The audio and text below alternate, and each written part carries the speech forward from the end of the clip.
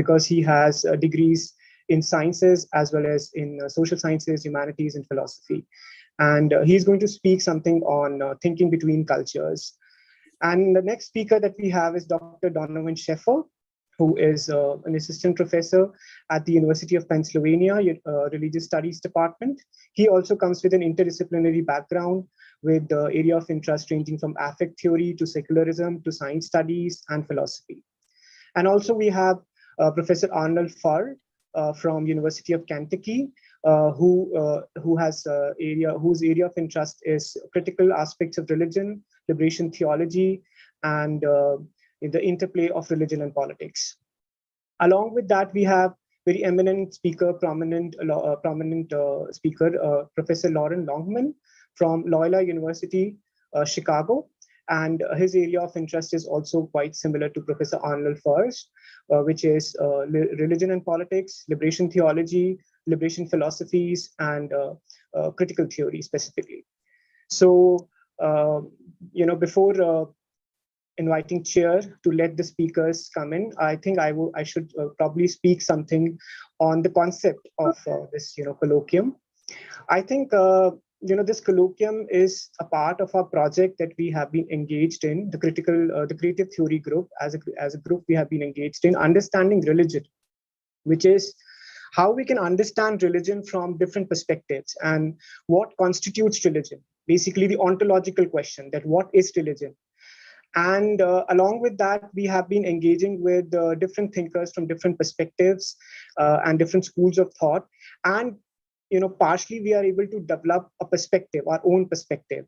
And according to our perspective, we perceive reality to be as layered. Along with that, we perceive religious reality to be layered, which means that we think that religion as a phenomena is not a monolith. It has multiple layers to it. One layer of reality that is associated to religion is the layer that corresponds with the notion of identity and community. That forms something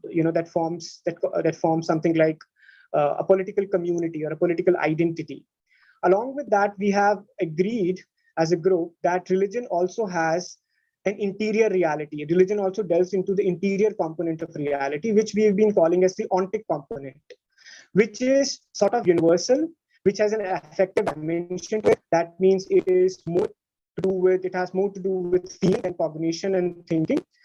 And somehow we are trying to sort of bridge the gap that exists, this apparent gap that exists, or sort of assumed gap that exists between these two layers of reality concerning religion.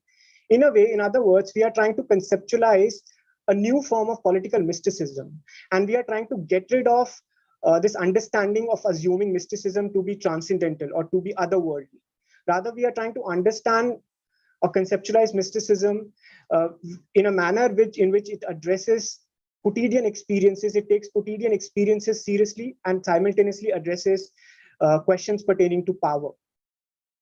So, and along with that, we have been dealing with interdisciplinary component of aspects of religion, like how different disciplines can help us in understanding and comprehending this enigma or this aporia called religion. And we have agreed that conventional anthropological or sociological or political understanding concerning religion and methods concerning religion is important. But along with that, new insights from different disciplines like cognitive science, evolutionary psychology, and new ways of doing philosophy, including analytic philosophy and consciousness studies, is equally relevant to understand this enigma. And with this, we have, not taking more time, I invite Professor Manindranath Thakur, who is the chair for this session, to invite the speaker. So over to you, Professor Thakur. Thank you so much. Thank you, Varun, for introducing the idea that we have so nicely. I think we have a group of around 10 people, and new people are also joining, and they have different dimensions. Empirically, they have different areas to work, and theoretically and philosophically, we are debating about how to understand religion. And as you know, India is more complex than any other part of the world on the issues of religion. We have very, very powerful and interesting panel having different dimensions or covering different dimensions of religion. So I will not take any time at this moment. Maybe I'll come towards the end. I would straightway invite Professor Bande to present the paper. And we Thank have you very much. 15 to 20 minutes. We will inform you 5 minutes before. Varun, please take care of the time. Sure, sir. Thank you very much. Am I audible? You are. Great. Yes, you are. Yes, you are. Excellent. I'm going to share screen. If you could just allow me. It says I'm disabled here for screen sharing. So So they will allow immediately. if you could just make that little tweak, it'll help. We have allowed you, sir. Oh, great. Let me see. Here we go. So I'm just going to put this on screen. So my thanks to the organizers, Varun, Manindra, and the whole team behind them. Amazing conference that you've organized, and I'm absolutely delighted to be in touch with all of you. I guess I'm a kind of a new interloper into your group. Having been in contact with Warren for a while, but having met Manindra only a few weeks ago, and it's great to do so. So when I was asked to present on religion by the organizers, I was at first slightly hesitant to do so, which might seem strange given that much of my early scholarly output seems to gravitate either around the history of religions, particularly in relation to the construction of Sikhism as a monotheism and as a world religion, or in the philosophy or theory of religions. However, this was neither the field that I was formally trained in, nor where I wanted to make my career. In fact, I was trained initially in the hard sciences, and then I got involved in social activism, and then switched to philosophy, particularly to a field called cross-cultural philosophy, which was really the topic of my dissertation, which is called Thinking Between Cultures. In fact, the engagement with religion was supposed to have been a short detour. It was supposed to have intended to solve a problem that kept arising in the middle of my PhD dissertation. And the problem was basically why indigenous concepts from the Sikh or Indic background that I was looking at were categorized as religious or devotional and deemed unsuitable for analysis in the field of philosophy. But that short detour lasted about 12 to 15 years. And it's only in the last 6 years that I've been trying to resituate myself to where I sort of began in the field of world philosophies and cross-cultural theories. And what I'm trying to do, what I've been trying to do in the recent monograph that I've been writing is to examine the ground of encounter between different concepts of cultures. And that ground for me is always in touch with the social, the psychological, the political, all different factors coming in, and the spiritual in particular. Hopefully that explains why I prefer to characterize my relationship to religion as an uninheriting, and that's what I've sort of called this brief talk. Though the term uninheriting, which I borrow partly from Derrida and partly from Ananda Abhishekhar's recent work on the post-colonial politics of post-secular religion or something. I can't remember the name of his work, but Ananda's a good friend of mine, actually. And we've kind of been throwing this idea around between each other. This term uninheriting conveys the sense of a more complicated relationship to what most people see as a very common sense category of religion. So in the absence of a formal paper, what I'd like to present is just a retrospective look at some of the reasons why my stance towards religion remains one of uninheriting. Here, and I want to thank the organizers for allowing me to kind of indulge myself in a little bit of a retrospect, because what this does is it allows me to bring to the fore what I would like to call motivational forces, the motivational factors that have driven me. And in fact, this was never an intellectual project. My whole sort of switch to philosophy was never intellectual. It was more sort of existential than anything else. So really my journey begins in the middle of political violence. And at that time, I'm still working in industry, in the chemicals industry at the time in the UK. The political violence is, of course, in the early to mid 80s, early to late 80s, which is the conflict between Sikhs and the Indian state. What most people don't realize is the immense effect that had, not just on communities in India, in North India at that time, but also in the diaspora as well. Entire communities were kind of taken apart and had to kind of rebuild their sense of relationship to the Indian state, to India, and also to their host countries as well. And I was kind of churned in that in that sort of political movement that was going on. And other than that, it had major impact on Sikh sense of consciousness in relation to other cultures that they had been part of, Hindu, Muslim, etc., and brought about a kind of a rethinking of that relationship. So for me, I try to look at the kind of methodological nationalisms. This is a word that Rosie Braidotti has kind of coined in her work. And for me, those two different nationalisms were both the religious nationalism that loomed large in India at the time, particularly in the Sikh community, and also the secular nationalism of the nation state and the way that India was constructing itself in relation to the Sikh other and what later became the kind of Muslim other as well. Other factors that really sort of motivated me, and I'm actually really glad that Professor Schaefer is part of this panel, because this a lot of my recent work is kind of engaging with affect theory as well. And it's partly a realization that a lot of the factors that drove me were emotions, affect, etc. And, they were part of the kind of intellectual decision-making that I made in the way that I engaged different disciplines and brought sort of social reality into my work. So the other thing that I'm sort of trying to work through at this time is growing up in a very racist United Kingdom. So I'm struggling with going to school there, the racism of that, the class struggles that were so evident in the 70s and also the 80s.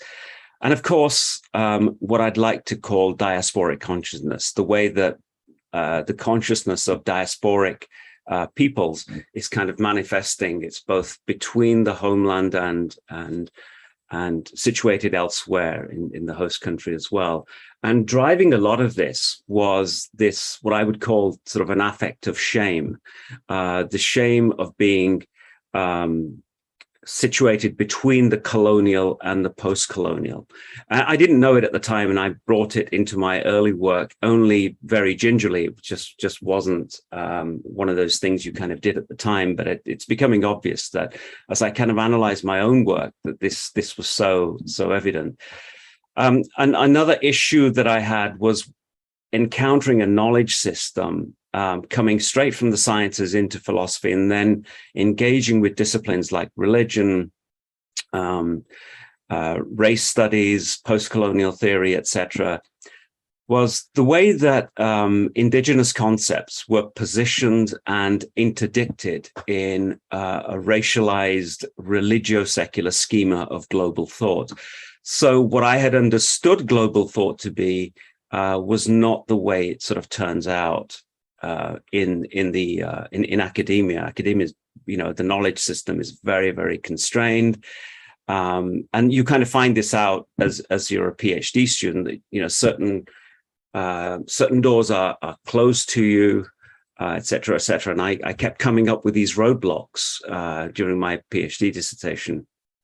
What I was trying to do was to experiment with this new methodology for cross-cultural philosophy grounded in lived experience. So it was my lived experience, my sense of this diasporic, multilingual, multicultural consciousness that I was trying to bring in as the very ground for thought itself, as opposed to taking a rationalized schema off the shelf and then playing to that. And I think I was doing this subconsciously. I don't know. I don't think I brought it in overtly into my work, but there was something sort of pushing this all the time.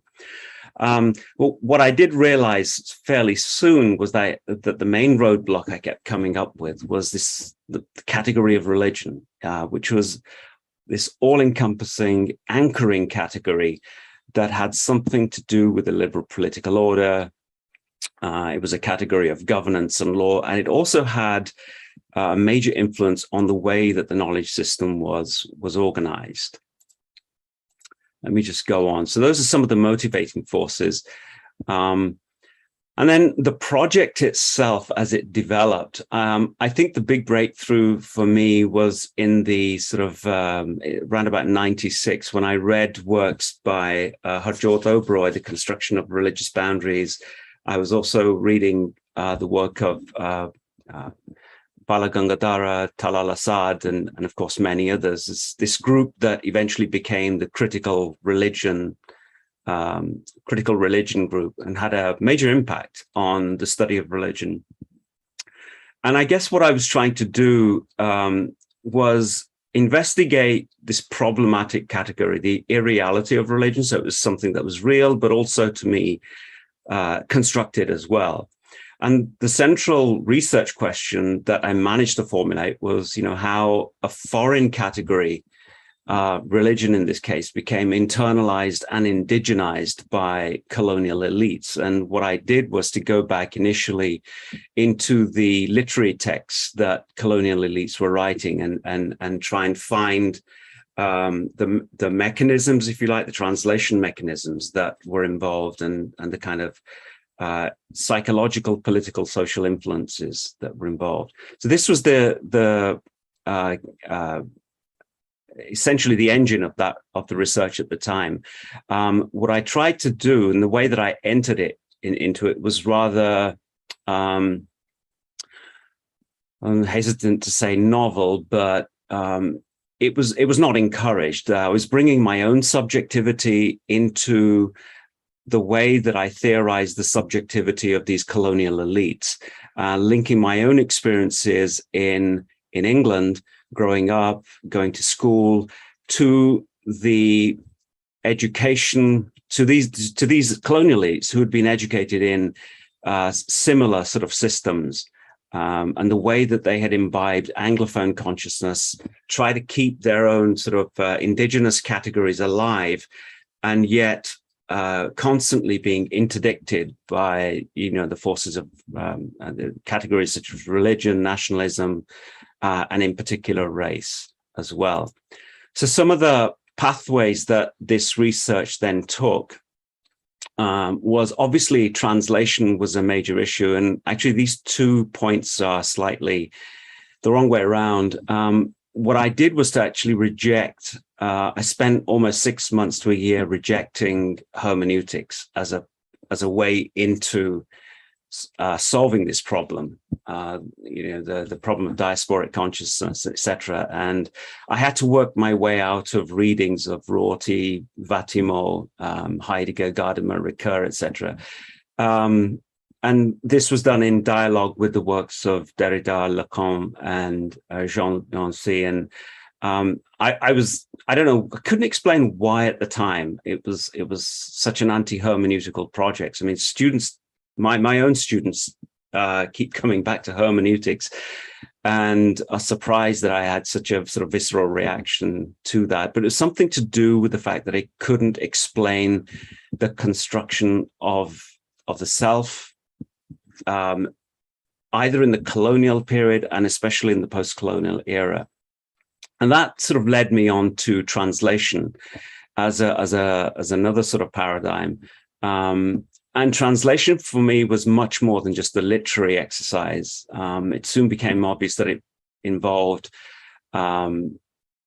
it was a philosophical existential issue that connected the colonial to the post-colonial, but it was also driven by the nature of subjectivity itself. So it's always tied in deeply to subjective formations and what I keep calling diasporic formation. And incidentally, when I use the term diaspora, it's not just those people who are outside of a particular homeland.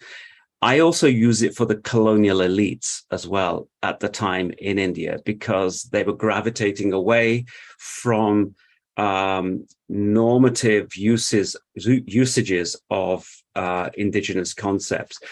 And so there wasn't a kind of return to origin all the time. I mean, there are certain figures who kind of return to an imagined origin, but there are many creative thinkers who kind of move away from an origin as well. So to me, that's really diaspora. It's the constant move away from origin.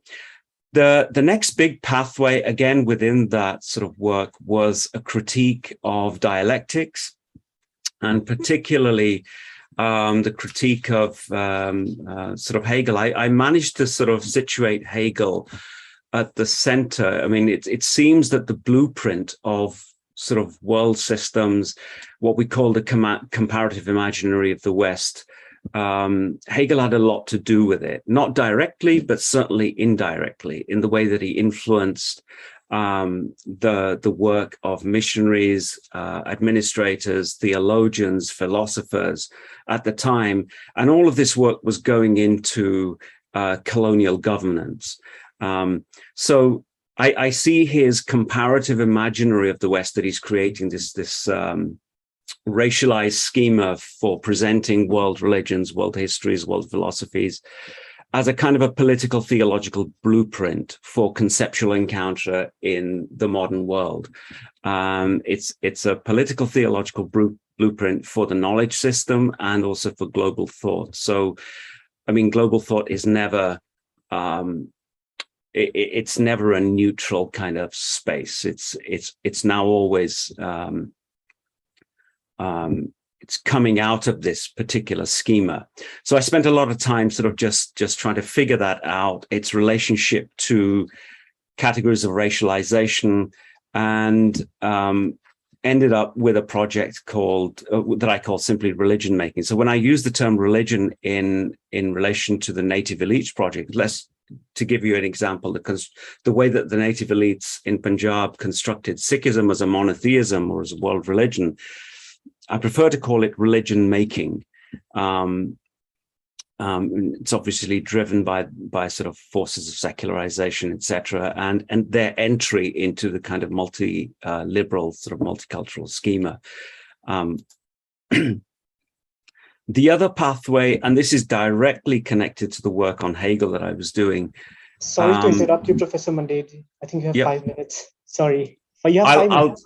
I'll try and finish this fairly quickly. The other one was looking at the colonial elites themselves and their encounter with Western thought. What Kelly Oliver has called the colonization of psychic space. And I looked at two things. This one word that came to the fore in the 19th and early 20th century in Sikh discourses, which is the word gurmat, which is literally the teaching or the concepts of the Sikh gurus. There were two ways in which this was translated. On the one hand, as religion, which I argue was a disempowering move, and on the other hand, its translation as philosophy, which was a more empowering move, but never really got anywhere. It was kind of displaced by the translation into religion. And I'll just skip that last thing for a second. The way that this kind of teases out, critical positioning, et cetera, et cetera. So I'm just going to go to the last slide. Hopefully I can get through some of this. So the question I'm trying to figure out here is, by what strategies can post-colonial peoples live with religion during an era in which the framework of the Euro-Anglophone consciousness remains globally dominant, even as it's being dislocated or is running out of breath? And I've tried to sort of deal with this, and this is more recent work, in a number of ways, both in relation to the public sphere and in relation to this new sort of term, spirituality. I've been involved in sort of law cases where I've had to argue on the one hand in the US as an expert witness that Sikhism is a religion, and that was a perfectly viable explanation, especially when the issue of the turban came up in the law courts. And in the French context, I was working with NGOs who were arguing that Sikhism is not a religion. And, you know, I had to, this is where the discrepancy between these two discourses comes in. And I found it perfectly viable to make both arguments in two different secular contexts. One of them was successful, the other one wasn't. The French case was kind of dismissed, but that's a different story.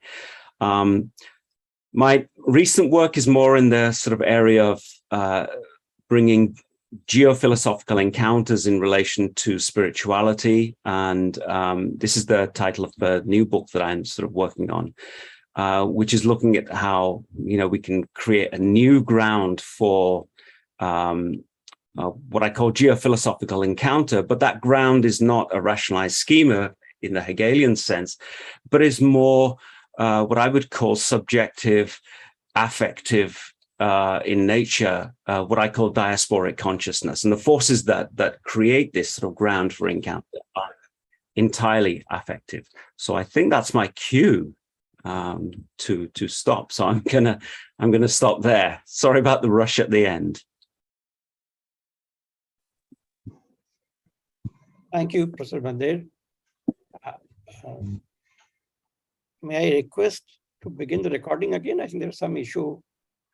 The recording is stopped. Oh, was I rushed into the last minute or so? No, not really. No. I think it's a technical thing.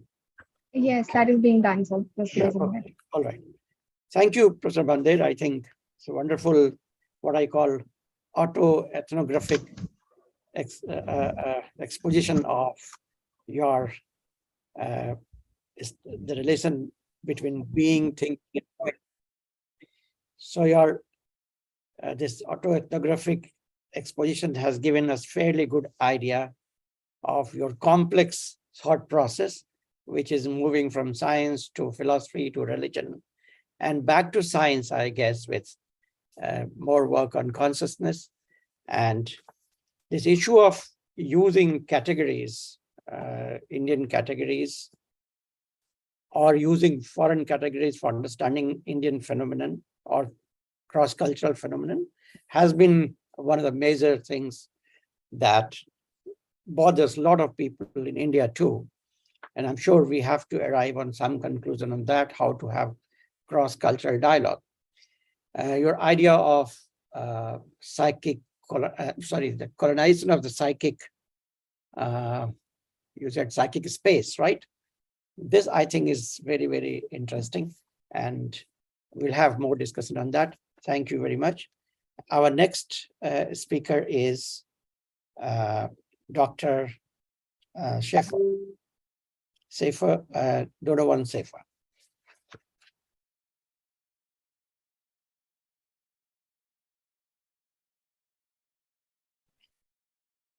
Thank you so much. Can you hear me and can you see my screen? Yes. Yes. That's good. Wonderful. Well, I wanted to start by thanking the Creative Theory Association for this invitation. This is just wonderful to be in conversation with this group, and in particular to be, it's an honor to be on this panel with so many eminent scholars, some of whom have really influenced my own work, and others of whom just in looking into what you've been working on, I've become very excited to hear more about what you have to say. So my talk is called Longing to Critique, Thinking, Feeling, and Secular Disenchantment. What I'm going to do in this talk is work through a few lines of thought that I developed in a book that I recently published, Wild Experiment. My first book that I published back in 2015 was on the relation of religious studies to affect theory. And I essentially argued that we needed to bring some perspectives from what is getting called affect theory into the study of religion. in particular to better understand the association of religion with frameworks of power. One of the unintended consequences of this was that people would respond to this book in a way that seemed to me to be reiterating a version of the religion-secular binary, which was to say that they saw in it a way of reaffirming the unique emotionality, the unique affectivity of religion, as opposed to its binary opposite, the rational secular. So I set out on a kind of companion project, which I saw as countering this binary and exploring the affective dimensions of the secular itself, including the affective dimensions of scientific knowledge production itself. One of the things that I realized in the process of developing this project was that the religion-secular binary is in a way predicated on another conceptual binary, which I came to see as upstream of it, which is the thinking-feeling binary. Therefore, in order to disrupt the religion-secular binary in a more effective way, what I also needed to do was directly challenge the thinking-feeling binary. And what I'm going to do in the talk today is explore one of the ways that I tried to disrupt the thinking-feeling binary by revisiting the concept of disenchantment. So I'm going to start this talk by talking a little bit about what disenchantment is, what I call the common sense of disenchantment. I'm going to explore some of the prominent criticisms of the disenchantment thesis. And then I'm going to move from there into what I see as the theoretical frame that I found most useful, which was the notion coming from critical secularism studies of what is getting called the secular body, and in particular, how we can develop this concept of the secular body to make room for a conversation about secular affects, about secular feelings and emotions. And then finally, I'm going to zero in on the progenitor of the category of disenchantment in modern Euro-American discourse, which is Weber. And I'm actually going to make the argument that we have misread Weber, and that the way that we understand disenchantment in Weber has gotten off on the wrong track, and that we can actually see in Weber a way of thinking about disenchantment as an affective process rather than as a process of eliminating emotions. And also, therefore, the ways that we can see disenchantment as part of the picture of the secular body and of secular affects. So before I get into any of this, though, I want to make a very quick footnote about the way that I'm using the word affect. So within affect theory, which is one of my theoretical orientations, there's a lot of talk about how we define this word affect. Affect theory is very divided about this. There are a lot of different perspectives within affect theory on the best way to define this key term of affect. Some of them see affect as something that needs to be sharply differentiated from similar concepts such as emotion and feeling. But others see affect, as you can see from this passage here, in a more generic sense, in a more capacious sense that includes emotion and feeling. This branch of affect theory has been foundational to my work. So when I use the word affect or affective, I want you to hear it as synonymous with emotion and feeling, or at the very least as sharing a lot of overlap with emotion and feeling, rather than as something that is disjoint from them. We can discuss that later on if there's interest. So let's start with a quick overview of this concept of disenchantment. What I want to do to explore this is go to one of the most influential contemporary thinkers of disenchantment over the last couple of decades. This is Charles Taylor. So the way that we understand disenchantment in this kind of intellectual conversation that Charles Taylor has developed is that disenchantment is something that happened to us. Disenchantment is something that befell modernity, whether you want to see modernity as something that is geographically localized. I think there are very good arguments for that. Modernity is something that happened to a particular group in a particular time in a particular place that transformed the way that moderns live, the way that moderns think, and crucially, for someone like Taylor, it changes the way that moderns feel. So Taylor gives this wonderful example of a modern as somebody who feels things, but feels things at a distance, feels things as if he's sort of experiencing them under glass. So the modern experiences a feeling as something that is, in its essence, an illegitimate component of modern subjectivity. This is Taylor's very famous concept of what he calls the buffered self. This is the self that is disenchanted. The existential condition of the buffered self is to be disenchanted. It's to have a kind of immunity to feeling itself. You can feel things as a modern, but the way that you feel things is it's almost like it's always a kind of echo from another room rather than being something that you are feeling in a direct way. So this is the common sense of disenchantment. It's a historic process that has transformed the way that people who are operating under the sign of modernity feel. There have been a lot of interesting criticisms of this category of disenchantment. I'm going to explore some of them and then move on to the one that I find the most promising.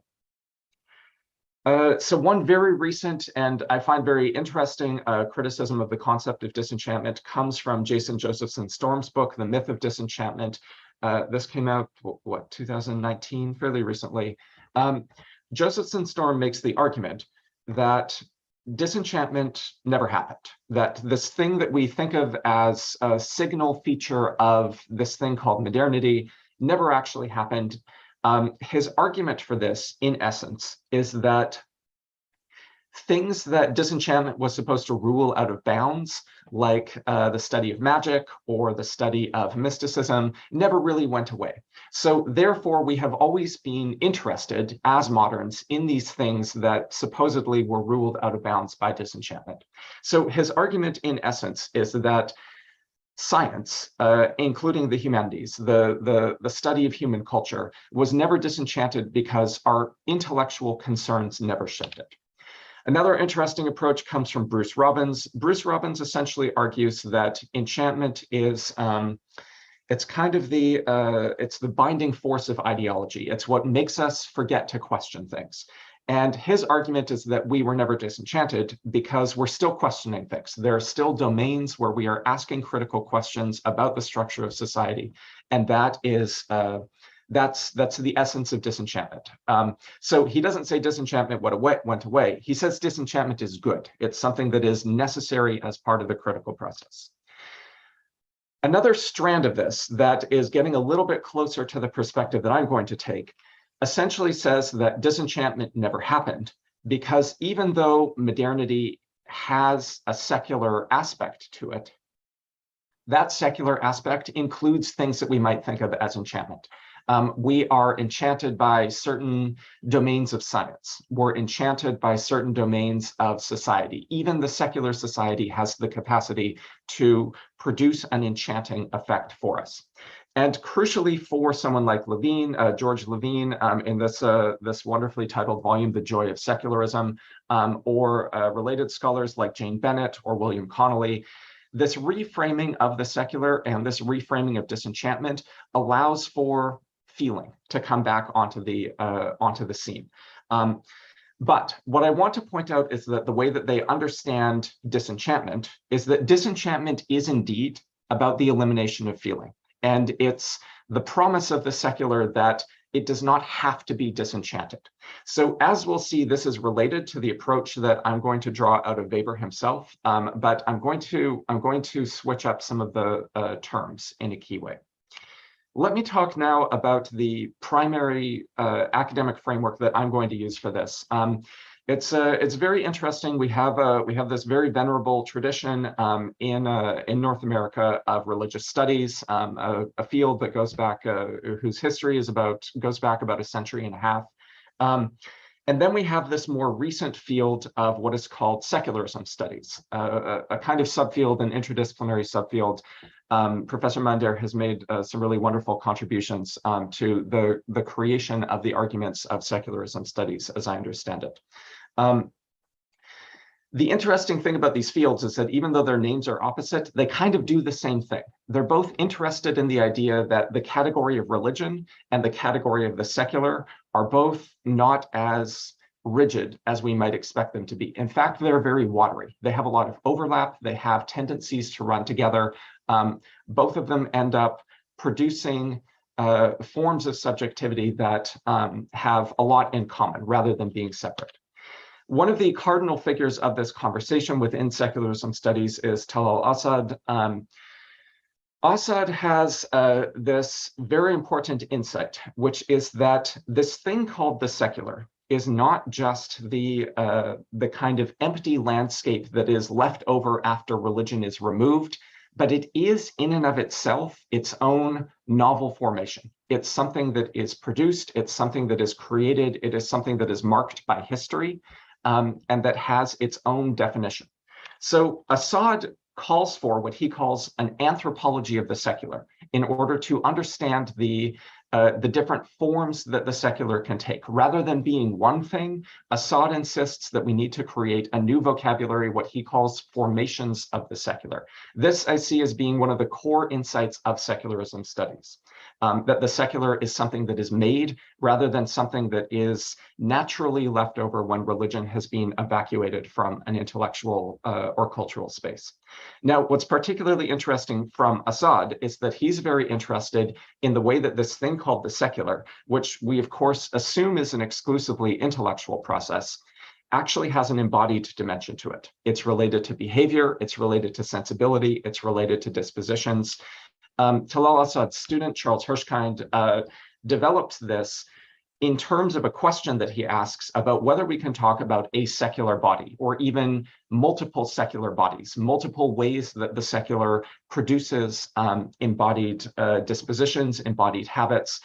Hirschkind has an interesting sort of ambiguous answer to this. He's ultimately a little bit wary of the question of the secular body, but other scholars have picked it up and developed it in very interesting ways. One of the ways that this idea of a secular body has been advanced that I find very promising is to talk about the secular body as including a set of secular affects, that there are ways of feeling that make the secular body what it is under these various formations of the secular, that formations of the secular are training bodies by training their dispositions, by training their affects, the way that they feel about the world. Again, this is a multiple process. This is not something where there is a single secular body, but there are multiple formations of the secular that all produce their own disciplinary regimes that produce multiple kinds of secular bodies. What are these secular feelings then? I think we find a really interesting clue in the work of another figure who's also very closely associated with Talal Asad, who is Saba Mahmood, in an essay called Religious Reason and Secular Affect. Saba Mahmood makes the very interesting argument that secular affect is related to critique. Secular affect is related to the intellectual operations of rationality itself that are precisely designed to establish the secular as something that is strictly rational, strictly intellectual, and therefore in its essence, fundamentally separate from that which is religious, that which is emotional and non-rational. Mahmood's argument is that embedded within critique itself are a set of affective attachments, and that we need to unpack the affective dimension of critique in order to better understand the affective profile of the secular. So this is a concept that I found very exciting, very generative, and have tried to run with as much as I possibly could. To close out this talk, I want to highlight an area where I think we can see this idea of secular affect as something that is embedded within critique itself playing out. And that is in the concept of disenchantment as Weber himself first articulated it. So in this final section, Re-Disenchanting Weber, I want to revisit this concept of disenchantment in Weber. The idea of disenchantment in Weber, disenchantment per se is the German word Entzaubberung, which literally means something like demagification, the removal of magic from the world. Weber first uses this word in a talk that he gives in 1917, I believe, called Science as a Vocation, one of the last things that Weber ends up publishing in his lifetime. Very interesting, much commented on text. It's a very complicated text. I built this outline at one point just to track all of the kind of different sections and maneuvers that Weber makes in this text. This text is considered the blueprint of disenchantment. It's considered the foundation of the notion that disenchantment is something that has befallen us in modernity. It's related to the advancement of science, and it has resulted in the extinction of feeling in the world. Josephson Storm has a really interesting way of pushing back on this, though. He points out that when you talk about disenchantment, we need to be very careful to not conflate the idea of disenchantment in Weber's 1917 lecture, Science as a Vocation, with Weber's 1904-1905 book, The Protestant Ethic and the Spirit of Capitalism. In the book, which was published 12 years earlier, Weber certainly seems to be correlating modernity with a decline in feeling. But what's crucial for our purposes is that Weber is not actually developing that argument in Science as a Vocation, where he develops the concept of disenchantment. Disenchantment for Weber means something very different. And this is where I'm going to make the argument that we have actually misinterpreted what Weber meant by disenchantment in the first place. Let me give you a few quick examples of this from the text itself. So Weber starts by defining disenchantment something like this. He says, disenchantment is about a situation of knowledge production in which we believe that there is nothing beyond the reach of the human intellect. We may not know how certain things work, but we believe in principle that we could figure it out. That is the definition of disenchantment, is the ambient presupposition that we could figure things out if we just took the time to drive forward and dig down on a particular concept or topic. However, Weber, Around 5 minutes. 5 minutes? Okay, I won't even take that long, thank you. However, Weber doesn't actually say that disenchantment is driven by the removal of feeling from the world. Instead, Weber believes that we feel the world by understanding it better. We come to a new emotional relationship with the world precisely by trying to advance the operations of critique, by trying to analyze things in the most definitive, determinative way that we can. So what are some examples of this? What does he say? The Science as a Vocation, some of you know, starts with this very tragic scene in which Weber is approached by a student, and the student asks him how he can become a professor. And Weber says, don't do it. It's too hard. It's too risky. You're going to there's going to be financial uncertainty. He mentions he mentions anti-Semitism as a factor that makes it even harder for some groups of people to become scholars. He says there's no way that anybody should become a scholar unless you are somebody who is absolutely driven by the process of knowledge making. And it's important to remember here that Weber titles this whole talk, The Vocation of Science. Science as a vocation, science as a calling. He means science in an expansive sense, including the humanities, including the social sciences. He's talking about science as Wissenschaft, which includes all of these organized systems of knowledge making. Weber says, don't get into the academic life unless you are one of these people who is called by science. You are one of these people who sees the production of knowledge as something that is just an utterly unshakable necessity in your life. And you even have to come to think of science, scientific knowledge production, as a personal experience. You can see he calls it a strange intoxication, is the calling to science. A little bit later, Weber is talking about the nature of how we come up with ideas. And he says this, he says, the way that we come up with ideas, it's true that sometimes an idea just seems to come to us. Sometimes he says we're walking up a gentle slope or we're smoking a pipe and we have this idea and we figure something out. But that doesn't mean that there isn't a kind of infrastructure to ideas. And that infrastructure is all of the work that we had done previously in which we were obsessed by ideas. And you can see here, he even uses the language of passionate devotion and talks about the production of scientific ideas as something that has a dignity to it. So he's actually very explicit in the language that he's using, that the search for knowledge, the search for truth, is a passion. It's something that we do with emotion rather than something that we do by running away from emotion. He gets into that even more closely in a passage like this, where he talks about the relationship between science and art. And he says, we make a huge mistake when we see science and art as binary opposites. Both science and art are driven by a dynamic of inspiration. We are prompted to create art in the same way that we are prompted to create knowledge, by what he calls a mania, by what he calls a frenzy, by what he calls inspiration. So rather than seeing disenchantment as something that is about the eradication of feeling from the world as knowledge-making advances, my suggestion is that Weber all along intended for disenchantment to be understood as a new configuration of feeling in modernity, rather than as something that was the binary opposite of feeling. To conclude, what I think this means for us in thinking about the production of the category of the secular, the production of religion, what Professor Mander calls religion making, is that the secular is not about the antithesis of feeling. It's not about the extermination of feeling.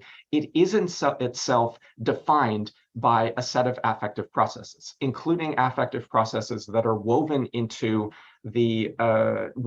rationality, woven into knowledge making, woven into science itself.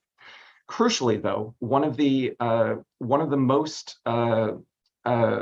most critical fictions that the secular often uses is to mask its own affective convictions as something called pure reason, as something that is itself feeling. I would suggest that this is one of the most dangerous dimensions of the way that the secular often is defined, and needs to be explored more closely, in part by rejecting the thinking-feeling binary itself. Thank you.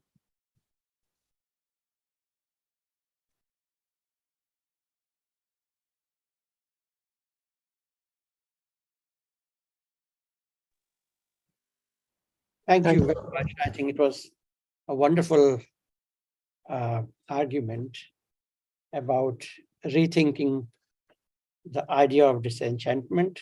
And I remember Roy Bhaskar, who always talked of re-enchantment. And I think one of the issues that we also have been debating is the relation between feeling and knowing, whether feeling is knowing or seeing is knowing. I think it's binary of feeling and seeing that has been created doesn't seem to be sustainable, as you are suggesting. And there's a huge implication of this. If we accept that feeling is also knowing, then the domain of knowledge kind of expands like anything. And that includes the realm of religion, where feeling is very, very important. I'm not sure if this new effect will create new space within modernity to look at religion, or modernity's dominant episteme will remain anti-religion, anti-feeling. That, I think, is a struggle, intellectual struggle, that we have to really carry on for some time. Thank you very much. May I now request our third speaker, Professor Arnold Farr.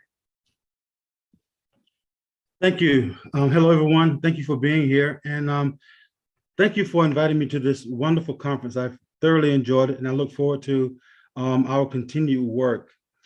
I want to say that the two papers prior to mine were just wonderful and very informative. It makes me feel honored to be a part of this panel. And I know that my brother, Lauren Langwin, is going to deliver, as he always does. So thank you so much for inviting me to be a part of this wonderful panel. My presentation on my paper is entitled Critical Political Theology as a Form of Resistance and Revolutionary Education.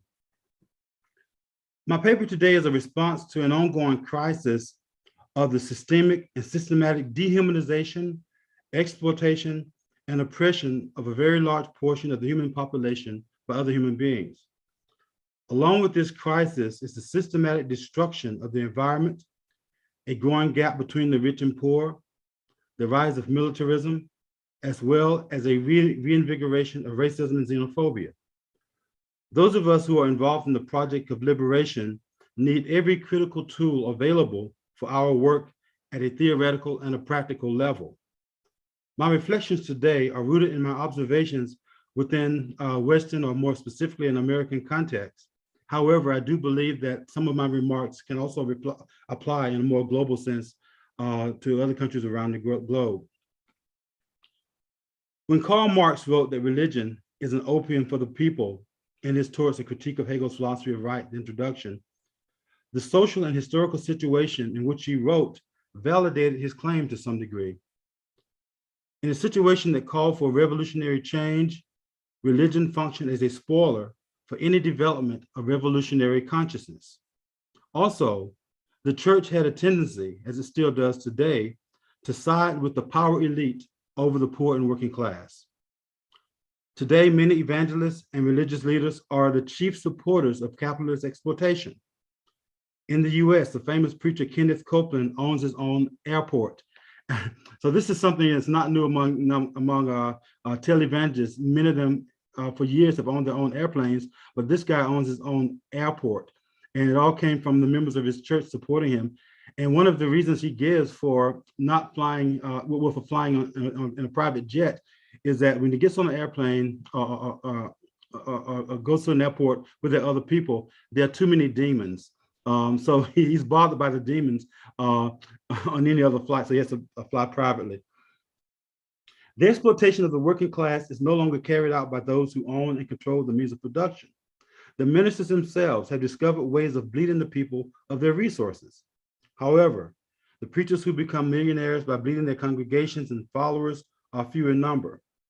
The typical minister who lives among his people, his or her people, and not in mansions, is still guilty of placating the working class with promises of riches that await them in heaven if they just remain humble and live a simple Christian life in this world. After all, this world is not their home. It is more like a dress rehearsal for the next life, which is eternal. As one observes the social world around us, it seems that Marx's critique of religion is fundamentally right with regards to the opiate effect that religion has on the working class. In fact, matters might be even worse when we observe the violence that people are willing to perpetrate in the name of religion. Indeed, religion has been weaponized and used against poor working people.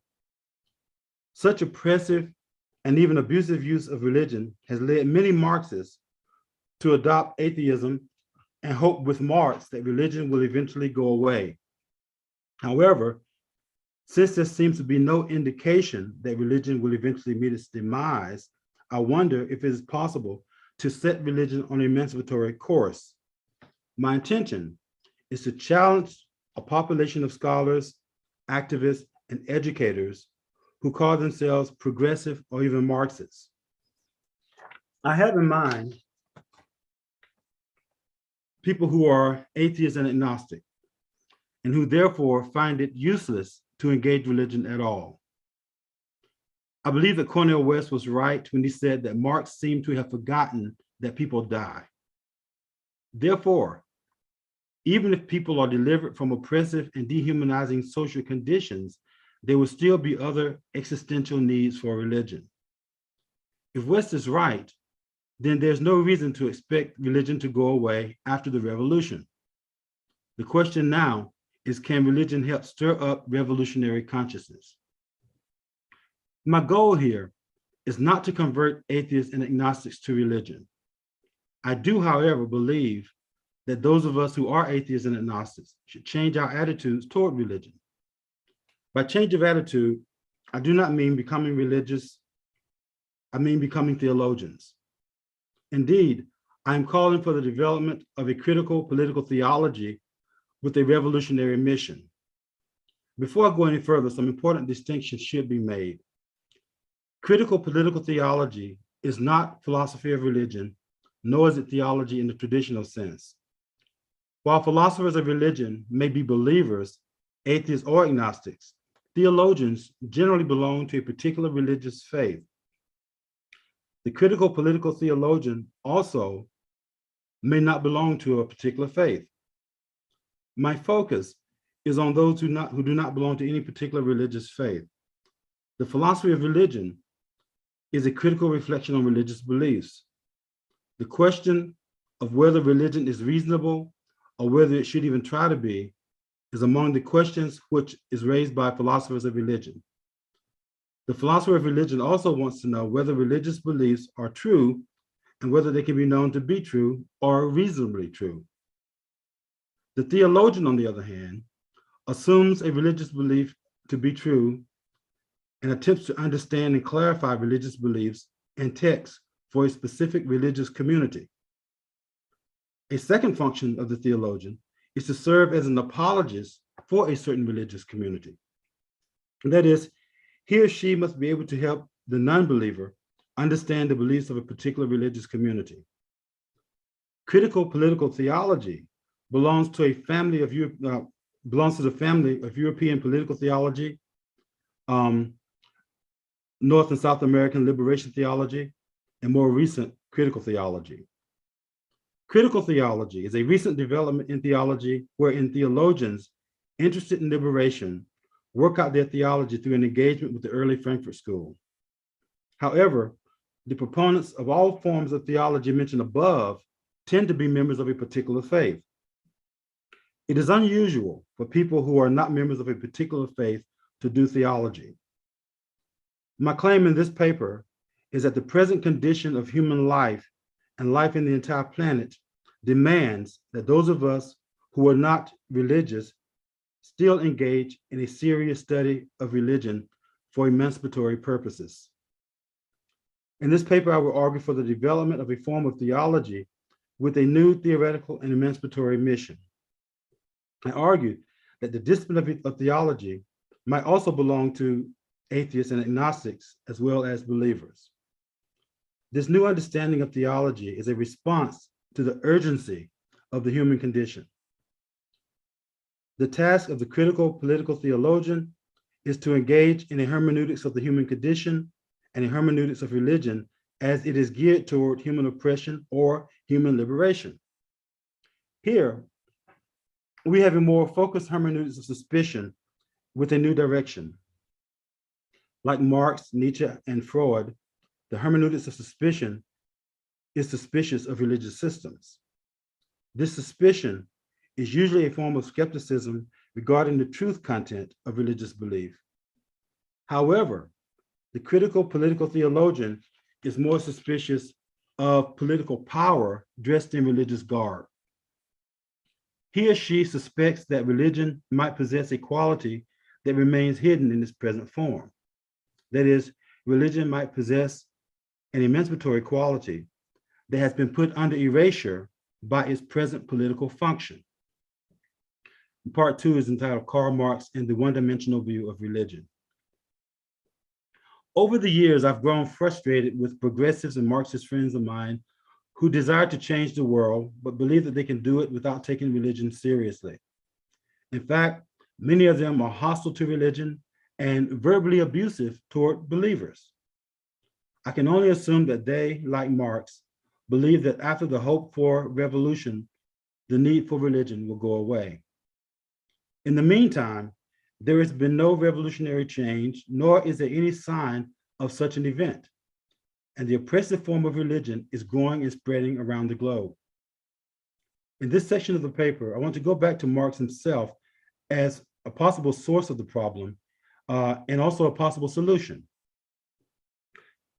In his Toward a Critique of Hegel's Philosophy of Right, the introduction, Marx says of religion, religious suffering is the expression of real suffering, and at the same time, the protest against real suffering.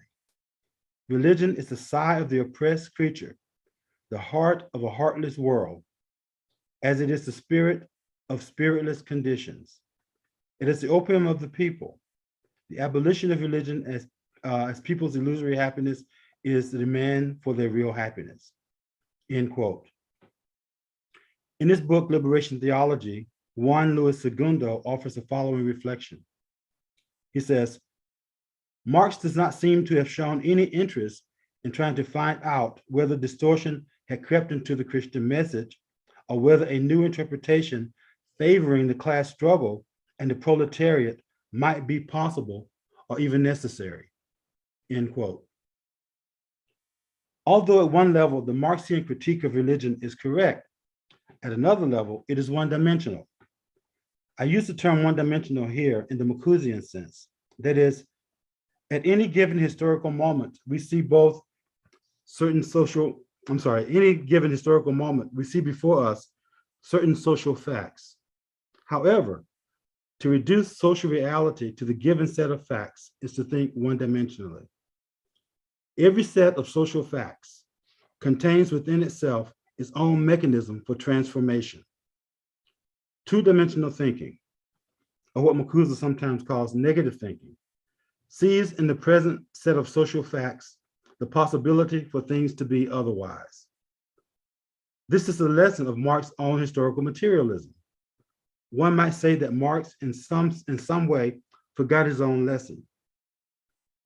Although religion might function as an opiate under the present reality principle, we must ask, does religion also present revolutionary possibilities? The task of critical political theology is to explore these revolutionary possibilities. It's important that we clarify the nature of Marx's rejection of religion before we go any further. In his essay, Religion, Illusions and Liberation, Dennis Turner rightly points out that in Marx, the rejection of religion occurs at two levels. First, there's a classical 19th century atheist who simply denied the existence of God. And then there is Marx, the socialist critic of religion in its role under capitalism, who held that religion is alienating and in a sense ideological. The first Marx would be of interest to the philosophers of religion who are worried about the truth of religious claims. The second Marx is concerned of the social critic whose quest is liberation. Critical political theology belongs to the second Marx. However, we go a step beyond Marx. We recognize the alienating and ideological function of religion under capitalism. However, we also recognize that religion can have an emancipatory function. As a classical 19th century atheist, Marx didn't care. 5 minutes. You have 5 minutes left. Okay, I'm sorry. As a classical 19th century atheist, Marx didn't care enough about religion to study it carefully. Therefore, he would not be able to encounter the emancipatory potential contained in religion. The human condition today is in such peril that those of us who may be atheists or agnostic cannot afford to simply dismiss religion as false or merely ideological. It has become necessary that we work along with liberation theologians and religious communities in the struggle for liberation and world peace. It should be very clear to us that religion is simply not going away because of the existential void that it feels for many people. What matters is how we will engage religious people in the future. We can no longer afford to stand on the opposite side of the road and lay claim to theoretical correctness regarding religion. The theoretical work of critical political theology is chiefly concerned with the practical implications of religious belief, practices, and institutions in the world. I'm going to just talk about the next part of the paper. There are two more parts. The next part is religion as a political object. And my argument here is that religion is a real thing in the world. It's something out there in the world. It doesn't do us any favors to reject it or to not engage it, but it's something out there in the world that is really having an impact or an effect. The question is, what kind of political effect is religion having in the world in which we live?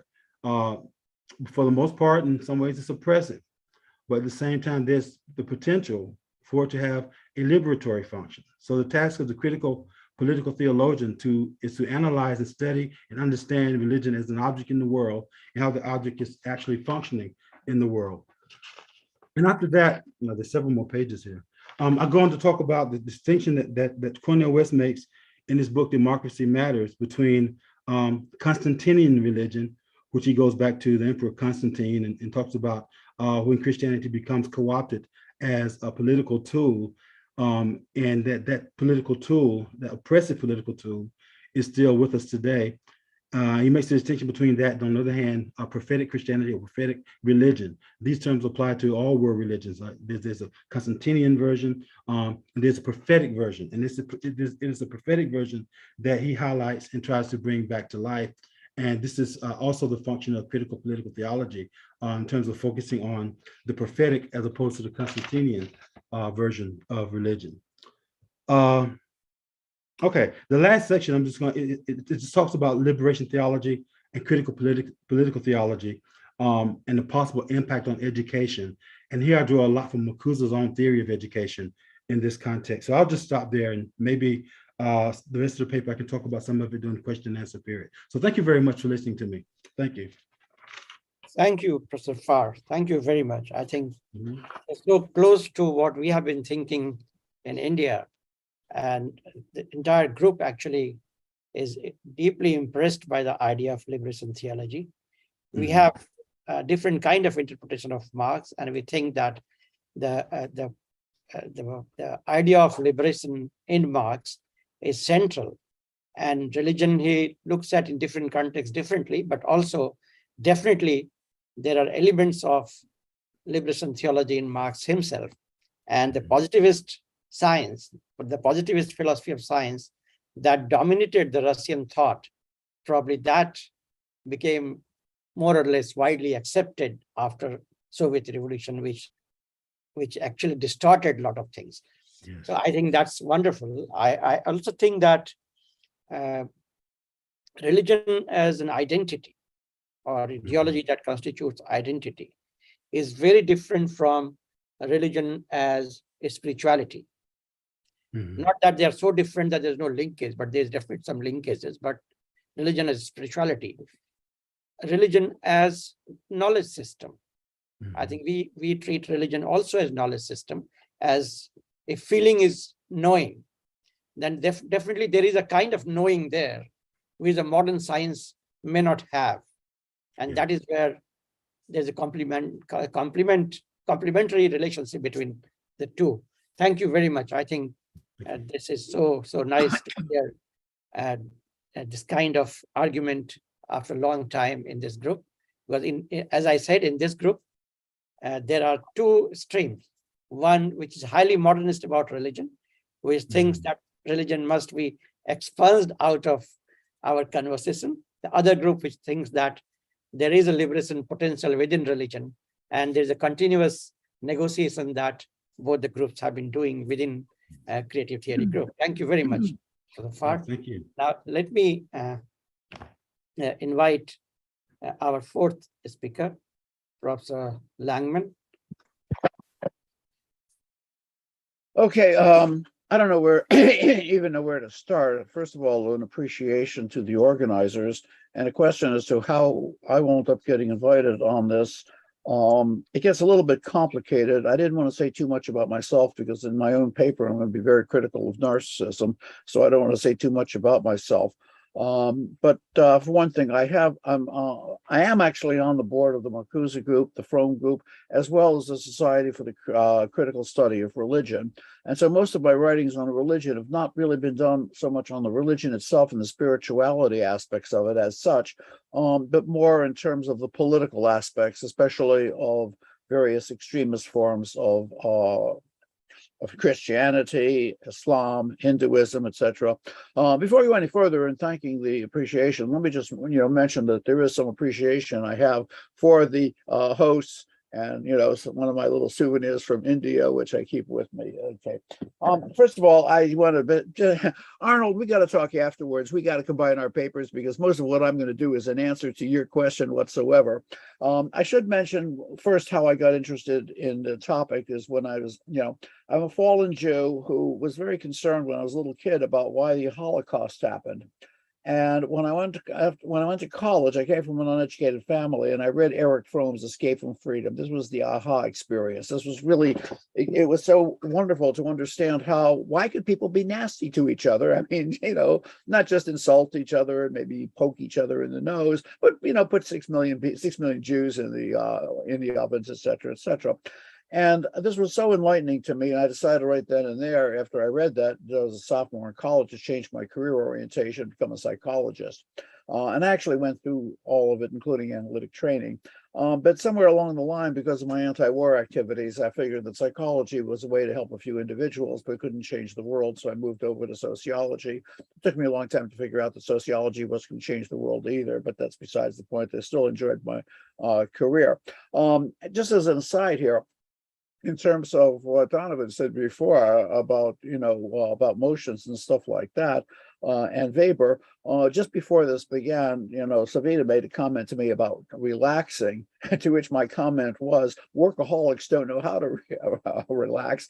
And as my wife is on my case every day, she says, you're retired now, how come you're working so hard? It's because of that notion, that inner determination that Weber talks about, of the calling.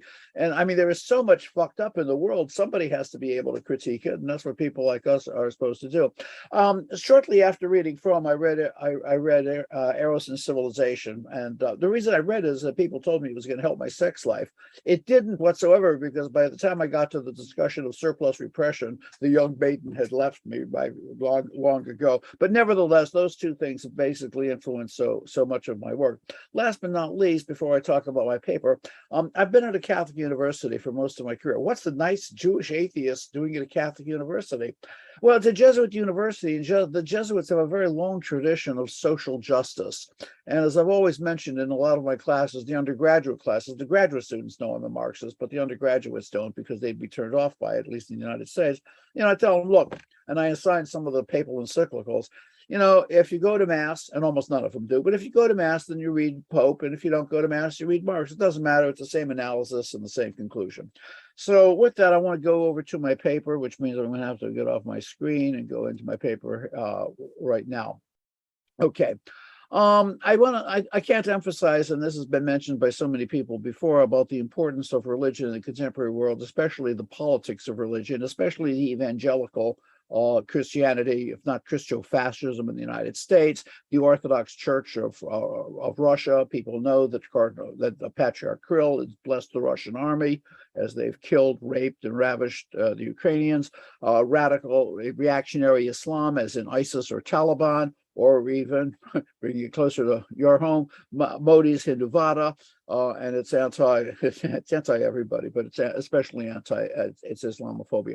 So how do we understand this? Now, going back to some of the things that Arnold said, for Marx, religion was an ideological expression of material factors. It was basically crafted by a priestly segment of the elites, who Gramsci would call the traditional intellectuals, and it served largely to reproduce the relationship of domination, or as Arnold put it, quoting Marx, religion was the opiate of the people, justifying submission to authority, normalizing class relationships, etc. This was very, very clear to Gramsci, who saw the Catholic Church closely allied to the landowners as well as the rising capitalist industrialists, and that Catholic religion became the common sense, along with excommunication. And as we mentioned earlier, the excommunication wasn't so much, being thrown out of the church, but the fear of abandonment, which, as my Freudian side will tell me, taps into the most basic of all human emotions, the fear of death.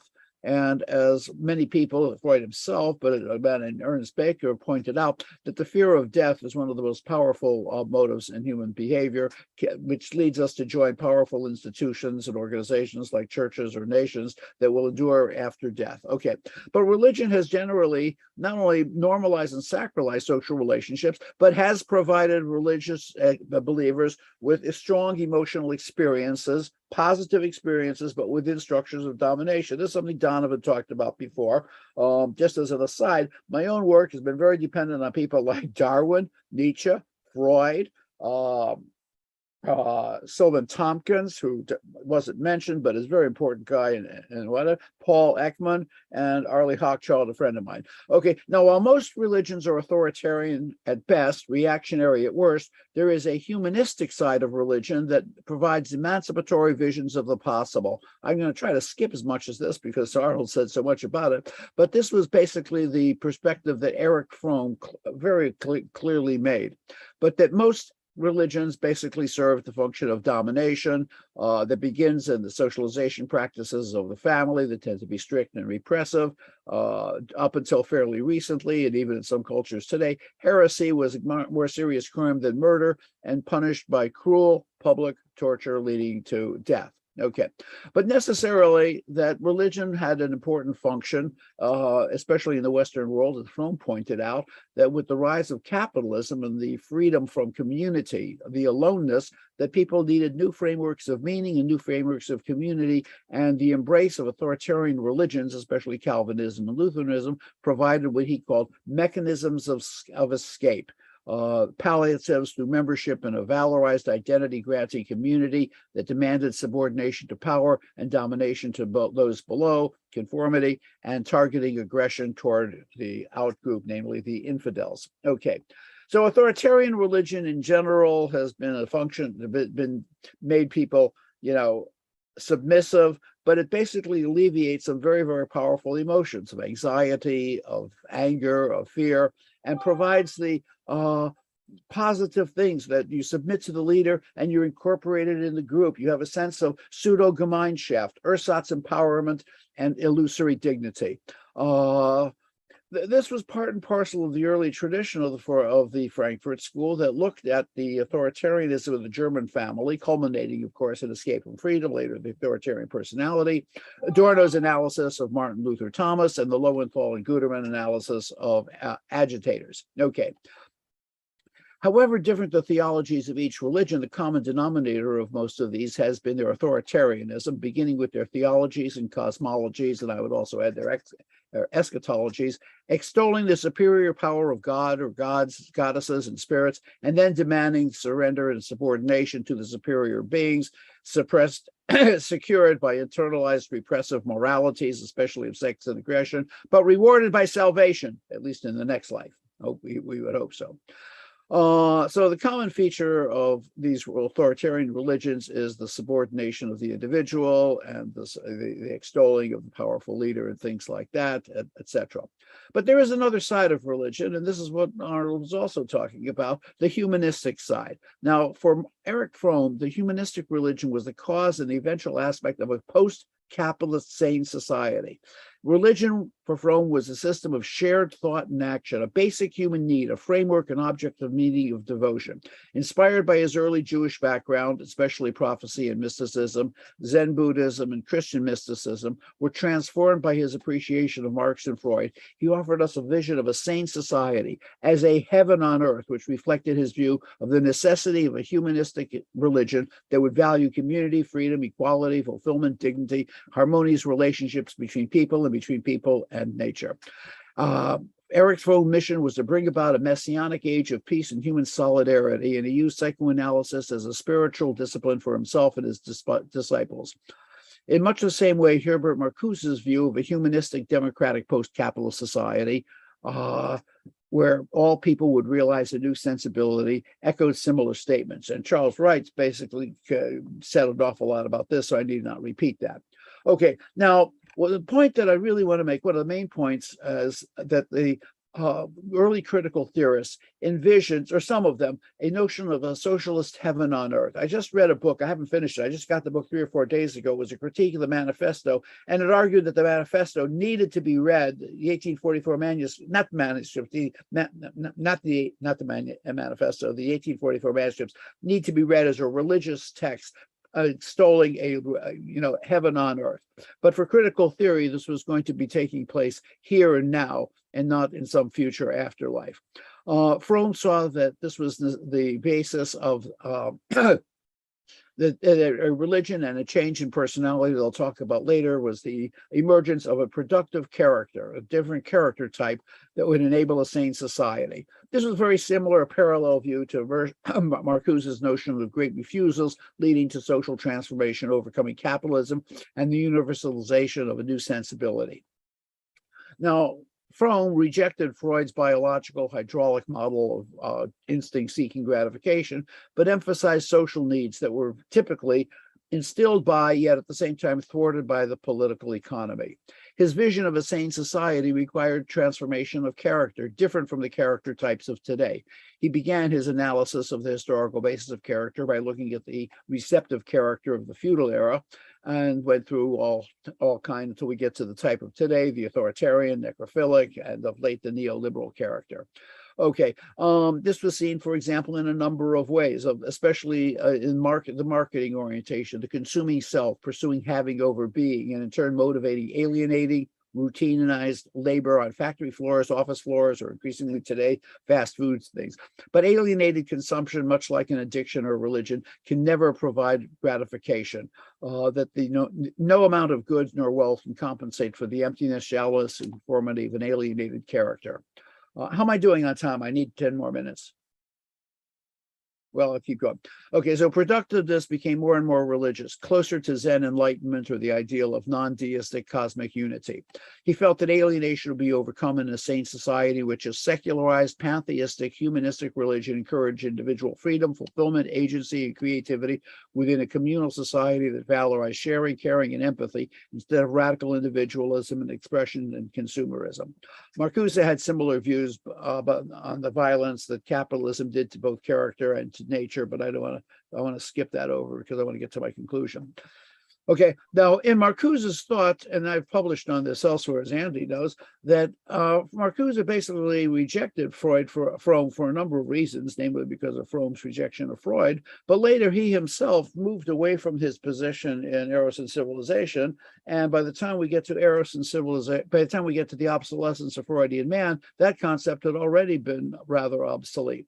What I want to try to argue now to conclude, I've got 3 or 4 pages left, is that social character is historically shaped, and it's basically shaped by a whole variety of things. And every era has a particular social character, but as Fromm pointed out, the historical nature of social character has been its submission, its domination, its thwarting by systems of class domination from early antiquity up till even today. But the general trends of the last several years, last half century, have been toward a greater liberal social agendas. And this is seen in terms of the younger generations that even from evangelical families have left the church. And this is something that we see all over the world. I mean, even in India, especially around the tech centers where the highly educated youth are basically rejecting a lot of the traditions of caste and marriage. They're rejecting, just like everyone else, rejecting marriage everywhere, almost everywhere. I've been married now 40 years. I haven't rejected it yet. I'll probably stick with it for a while, etc. Okay, but the important thing is that today, the sexually repressed view that Freud had and early Marcuse, that's really pretty obsolete, but that's not to say that sexual freedom of today has really been all that progressive. Well, how does character change? Well, I could devote probably 2 or 3 hours on that. I just want to make very 2 major points here.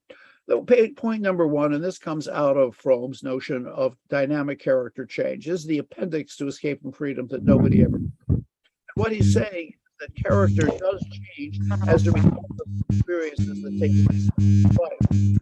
Now, when we look at the work of Karl Mannheim, he points out that every cohort is shaped in terms of its identity and values by the particular historical era it's taking place.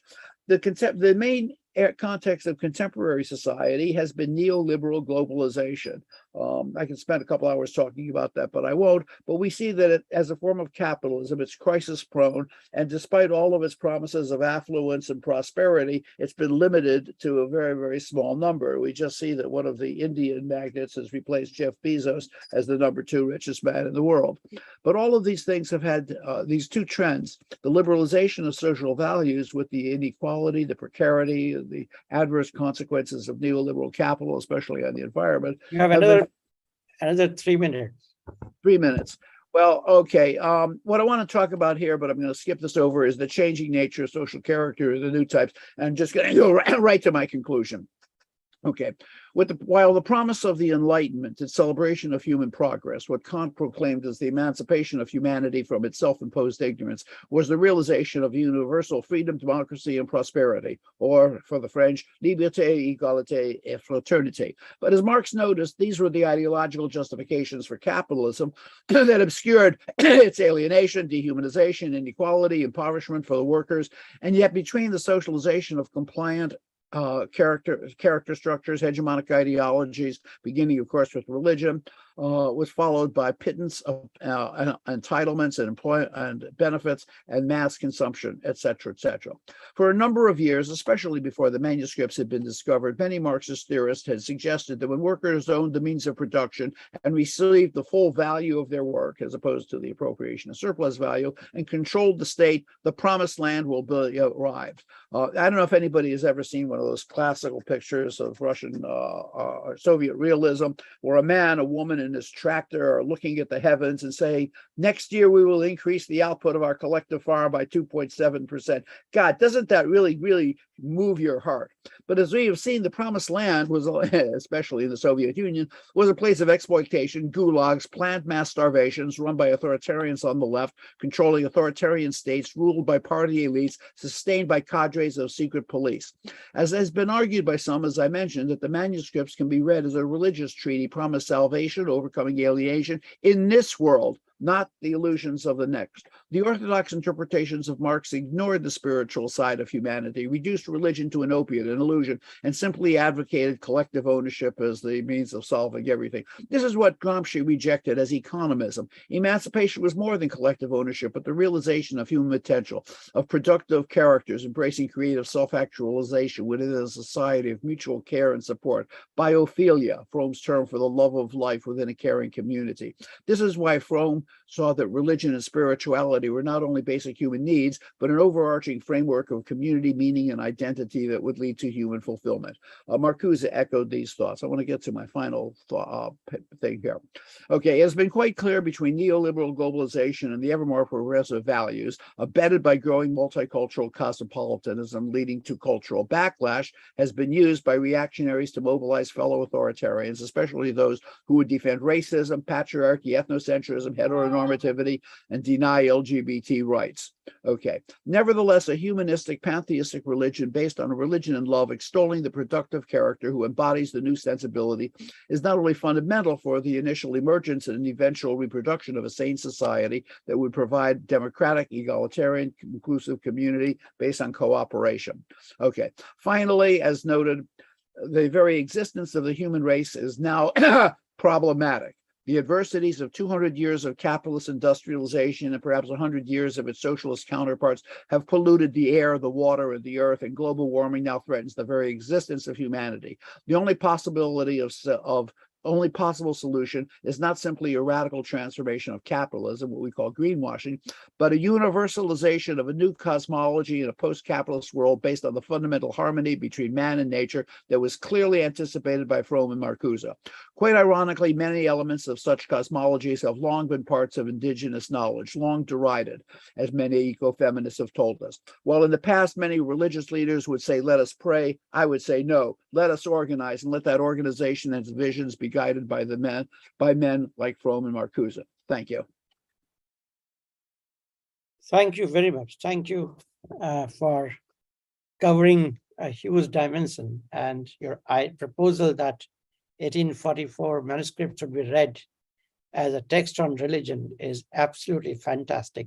And I would definitely agree with that. In fact, reading 1844 with Gandhi's Hind Swaraj, Marcuse's Liberation, Tagore's Religion of Man, and Ambedkar's Annihilation of Caste would have wonderful impact to think about religion.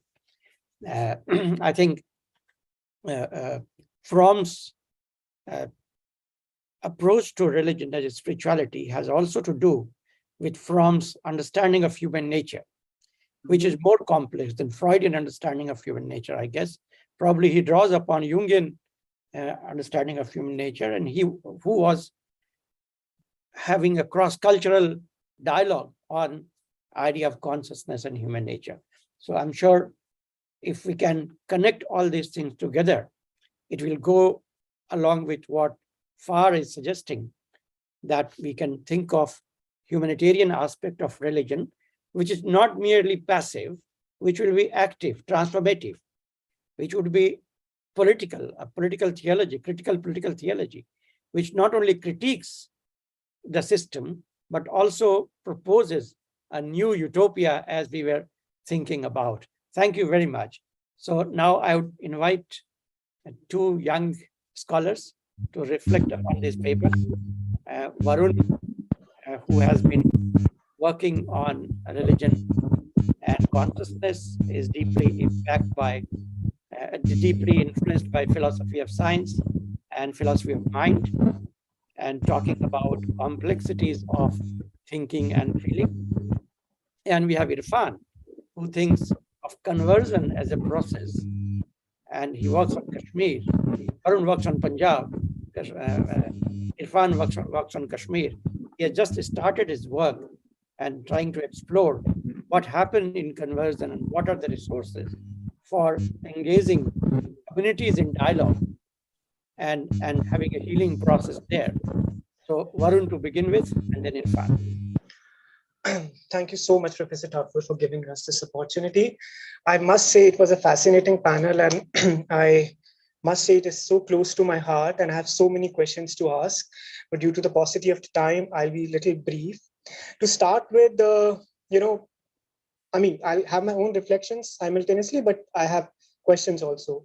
So to start with Professor Manday's presentation, we have been discussing this very project of invention of religion, and this has been there for long, which has problematized the very category of religion and called it as a concept that is sort of imposed on the non-Western world that also has supplanted the indigenous ways of knowing. And the category of religion cannot be applied blindly to non-indigenous indigenous concepts like Sikhi or other concepts.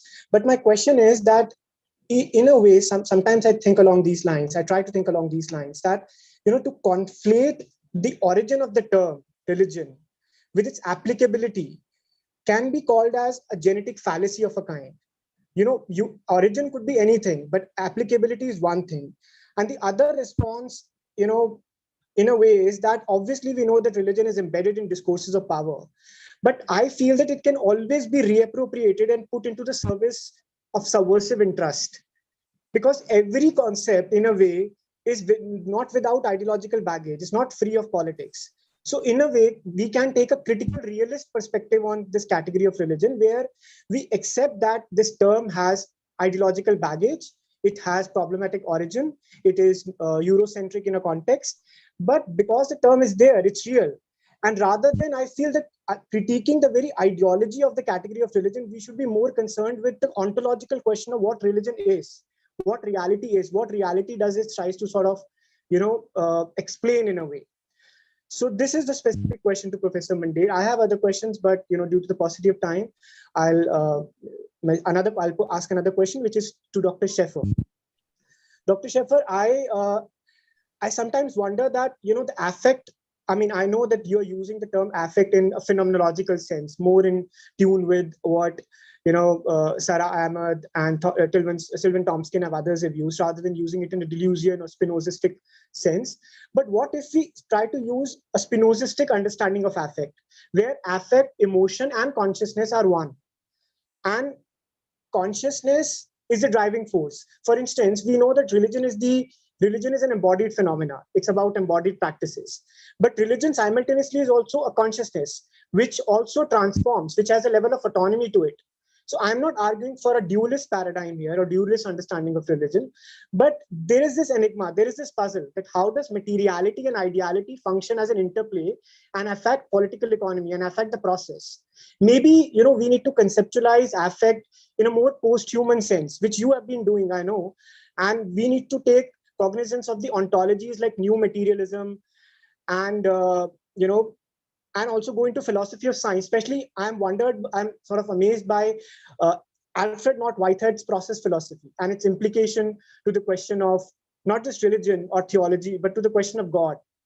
In a way, process philosophy provides us this paradigm that we should not be, understanding reality as things, rather than we should be trying to understand reality as events. And when we start with this prism of understanding reality as events, where process encapsulates everything, and God is not such an omnipotent figure.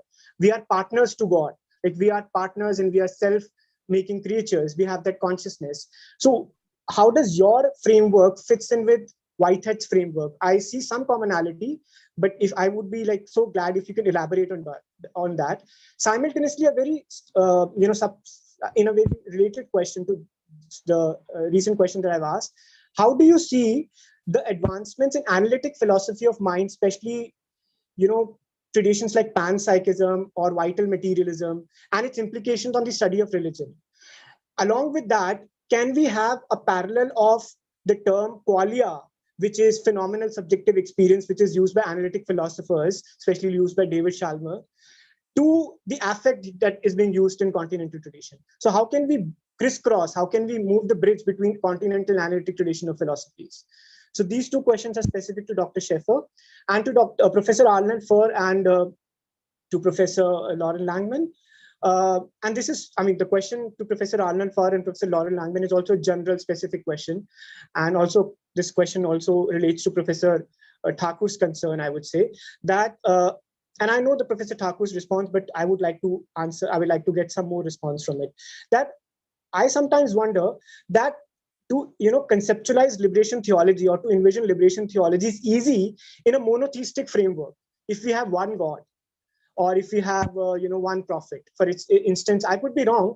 I know Professor Thakur would disagree with me, and he thinks that every tradition has liberation theology. But sometimes it has been argued that in Islam or in some kind of, in Christianity, it's easy to sort of conceptualize liberation theology because of its monotheistic sort of framework. Rather, in fuzzy spiritual traditions like Hinduism, what we call Hinduism now, where we have pantheistic and polytheistic understanding of reality and God, it's much more difficult because of, there lies a democratic potential. That democratic potential is there in those traditions because the authority does not get ossified in one God or in one authority. It gets, dispersed. It gets spread out. But how do you, as a panel, see this proposition that liberation theology or critical political theology is easy to conceptualize in Abrahamic faith or in Semitic religion than in Eastern concepts? Maybe we can have our own conception of liberation philosophies and all that, and I agree that we have. But how do you see this proposition? So these are my main question. And I also feel that along with the concept of religion, we should also be discussing the concept of God. Is there any relevance to concept of God? For instance, philosophers like Mary Rubinstein recently have argued that even for an atheist, the understanding of God is important.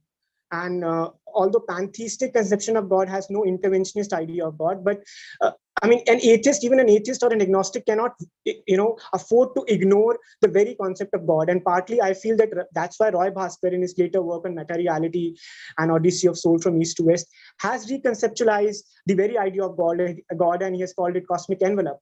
So if you can, sort of elaborate on these questions, I would be, so grateful. Thank you so much. I think panel would agree that Varun has been a difficult student for me, and we will come back to you after we hear Irfan. Yes, Irfan, please. Yes, sir. Thanks so much, sir, for the introduction, and I think it has been a wonderful session. So I think all the panelists have raised and high. Irfan, your voice is disturbed. There's a problem of pair. So which he seems to be based on a false binary of thinking and feeling. He also seems to argue that secular is not divorced from the affective process of emotion, so on and so forth. With regard to Professor Arnold Furr, I think he makes a very relevant point that religion has to be taken very seriously. There has to be a creative, critical engagement with religion, because religion is not going to die, soon in a couple of decades to come. And he also seems to suggest that religion does have an emancipatory as well as a destructive potential. He repeatedly invoked at Princeton University ontological wound to describe racism in American society. So the point is that religion has to be taken seriously. I think Professor Arvind Mandya saying rightly pointed out that religion entails a government of life. It has an epistemological, ontological, and philosophical component. So Why is this important? I think it's important that religious criticism has become unthinkable in modern times, especially in the post-independence period. We may have read religion as identity, we may read religion as ideology, we may read religion in the way how it interplays with politics, but religion per se has not been, discussed elaborately in the Indian academy, especially after the post-independence period. Religion might have been discussed in madrasas or other similar institutions, but there is a fundamental difference that there is neither dialogue nor disagreement. So that point takes me to the point which Professor Savita, ma'am, I think mentioned it in the other day, that we have to go back to Indian intellectual and philosophical traditions to refute the cynical ways of how religious mobilization has become an instrumental for narrow political gains. This rise of authoritarianism, I think, which Professor Lauren Longman very aptly described it about. So the topic is of, the creative critical theory topic is of looking for possibilities of humanistic religiosity. I think the point is to seek a departure from city of God to city of being. I think this is the future of thinking, and Professor Lauren Longman very aptly described the debates of having and being, and one of the important critical theorists, Eric Fromm. My question is to Donovan Shaffer, sir. So you mentioned it about the binary of religion and politics, and you seem to, you also mentioned Charles Taylor, and I think if I remember correctly, Charles Taylor does give a space to religion in shaping politics. But I was just wondering, can you further elaborate with concrete examples as to what could be the modulus available before us for religion to shape politics, especially in the context of emancipation and liberation, because there always lies this possibility of sliding down to conservatism or religious authoritarianism whenever religion seems to enter politics. Or to put it very shortly, in what forms and manifestations should religion become part of politics, especially in the light of emancipation and liberation?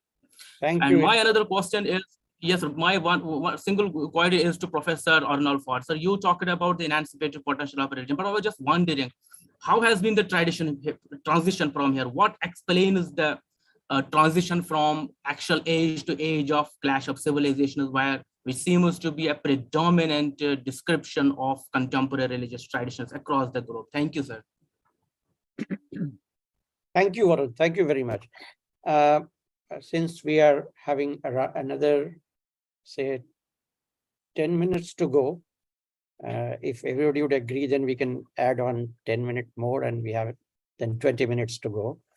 So Varun suggested that if it is possible to have some questions by the panel to each other, and then we can open it for discussion. If panel has a question for each other, 10 minutes is not going to be enough then.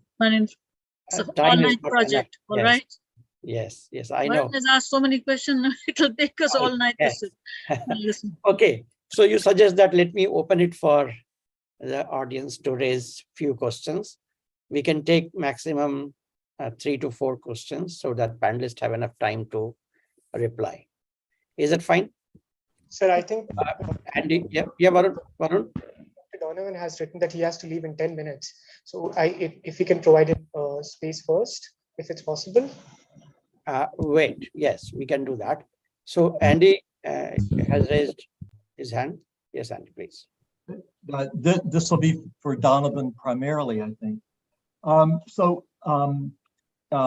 With the collapse of the Second International and the rise of Western Marxism and the focus away from economic determinism to the problem of consciousness, the formation of consciousness, and the obstacles to that, I'm wondering if consciousness has primarily been thought of as an appreciation of one's interest given class conflict. If we accept affect theory and the way that you were describing, how do you think this changes our concept of political consciousness? Ooh. 3, 4 questions. Let us take 3, 4 questions in one go, and then you can ask one. Start. Yeah, short and just short. Since Dr.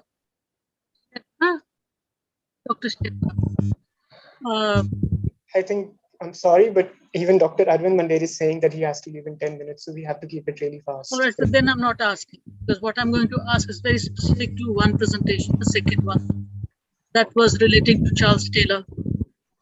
So I think let other questions take it on. Anyone else? Okay, so if there are no more questions, we can. Anuradha. Anuradha, yes, Anuradha, please. Short question, so that both of them have to leave. Yeah. Yeah. I think one that I think the main opposition is perhaps between science and religion. Science as understood in terms of the discipline of science itself. And I think I was wondering how the panel would respond to this thing, that the real issue is of the different perspective on the relationship between matter and spirit. That religion looks at it in one way and science looks at it in another way. And if we want to club the secular with the scientific, then the secular looks at it in one way, the relationship between.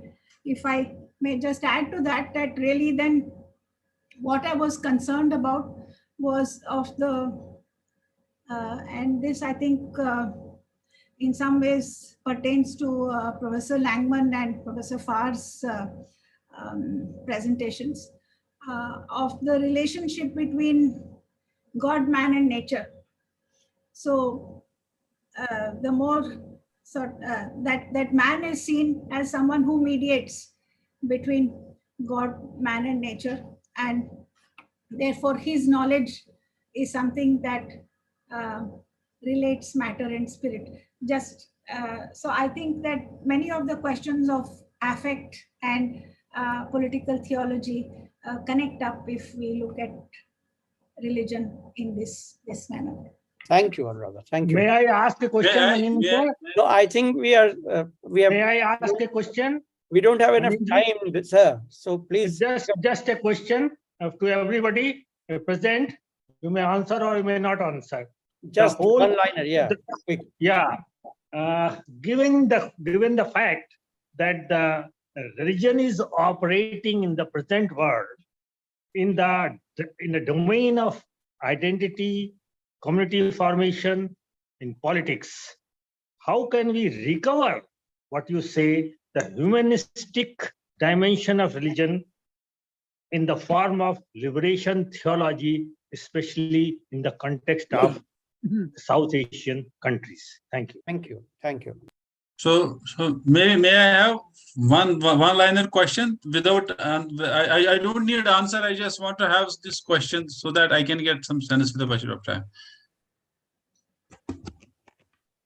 Just one line, please. Yeah, my point is, sir, that different religions have evolved over a period of time, and I won't subscribe to any particular religion, but has the evolution of religion stopped, and is I mean any other religion that is actually taking evolution or coming into the fore in the contemporary times? But what I personally feel that whatever the religion has been there since the dawn of the human civilizations, and I believe that this is one of the finest institutions that has been able to regulate the human behavior, though it may have certain serious issues with it. It has. Thank you. That is taking one point. So has it the evolution actually stopped, or it is? Thank you. We got your question. Yeah. I'm so sorry. I'm behaving like an autocrat. No issues, sir. No issues. No issues. I'm generally very chaotic in my chairing sessions, but I'm being warned that time has to be maintained. So please, now may I request Professor Sarfar to start with, and then we'll go to and then we'll continue. So please take Dr. Sheffer, as this time as possible. Thank you so much. This is such a wonderful collection of questions, and I feel like very often with a panel like this, it's very productive to end with a collection of questions. So I'm very excited by all of the connections that are being drawn here. I wanted to respond to something that I think will draw together a few of the inquiries that have been made, certainly not with an eye to answering them conclusively. But the question about to what extent what we gain by bringing affect theory into the conversation, what it is, how this helps us understand political consciousness, how this understands ontological questions. One of the things that I'm very convinced of is that affect theory offers a very productive vocabulary for understanding how bodies relate to the world around them. And I think that we need the specificity of the language of feeling. So Varun, you had asked about the usefulness of someone like Whitehead. I find Whitehead very interesting as a theorist of the nature of reality, but I'm less convinced that he offers an effective theory of politics. And I think that affect theory with its vocabulary of feeling has a lot to offer, especially once we've moved beyond the thinking feeling binary to see how our cognitions, our beliefs, our ideas are themselves shot through with emotion. Thank you. Professor Mandir. Again, thank you for the questions. I'm just going to very quickly get to Varun's question and see if I can try and answer it with another question. But before that, a very quick point about the epistemic fallacy issue. Where I'm going with the concept of religion and the secular, and the two things are completely interrelated. Where I'm pushing is precisely in their applicability. And this is the way, what I understand has happened after colonialism is that colonialism introduced a dualism into the way that Indian cultures basically have traditionally thought about religion. And that it's that dualism that I'm trying to kind of answer in my work. So you mentioned about the ontological question of religion. That's where that's where the applicability lies. I agree. I don't disagree with that. But the applicability in the Sikh context, let's just say, has been precisely on the one hand to push towards identity politics, which is one aspect of what religion and the secular have done. But there is a pushback against this as well. Again, especially by younger generations, which are adopting a more diasporic consciousness and pushing against the use of religion as a category in their native or indigenous understanding of the term. So most younger generations have stopped using the word Sikhism. They move towards terms like Gurmat or Sikhi or whatever, which have a completely different meaning and a completely different ontology. And that's one way in which politics is actually being enacted. There is this it's an entirely political move that is being enacted here. One is co-opting cultures like Sikhism by the state. That's by identity politics. The pushback is happening by younger generations who don't want the state to co-opt them because of the linguistic terminology and the categories that have been adopted for over 100 years. So this is where the action is actually happening. It's absolutely political, and that's how the ontological issue of religion is actually playing out. Thank you. Thank you. Professor Farr. Yes, thank you. Thank you for those wonderful questions. I will try to attempt to answer the question raised by Varun regarding, I think he said something to the effect that liberation theology is sort of easy to conceptualize within a monotheistic framework. And I would agree with that. I think it's more difficult to conceptualize in a non-monotheistic framework, but I don't think it's an impossibility. Unfortunately, in terms of monotheistic religions, there's sort of a gap in my education, but the possibility lies in sort of the attitude with which one reads religious texts and understands religious texts. And I'm not as familiar with religious texts from the non-monotheistic tradition, but I would suspect that the way in which liberation theologians read the text of their tradition, that it's possible to have that same kind of reading of text in a non-monotheistic tradition. And I don't want to say much more than that because I would have to look at the particular text myself, but I would suspect that is one way to approach that problem. Thank you. Professor Langman? I think I'd need an entire session to begin to answer some of these questions. Number one, if you are a radical sociologist like myself, the notion of God is itself a social construction, but it's historically shaped. And if we just go back to Durkheim, for example, where we see the most simplest form of religion is the worship of animals or stones or brooks or things like that as totemic. And this is just basically the emblem of clan identity, not an eschatology of the future generation or cosmology of the earth as such. And we see how it changes. And even with institutional religions, I mean, you know, I've been at a Catholic university, but we can see how Catholicism has changed very, very much, just very, very simply, you know, between St. Thomas and St. Augustine, or between St. Augustine and St. Thomas, between Platonism and the Aristotelian. In Judaism, which I'm more familiar with, you know, up until fairly recently, it was pretty monolithic, but then with the emergence of the more secular, more modern versions of conservative and even Reform Judaism, we see a whole variety of things there.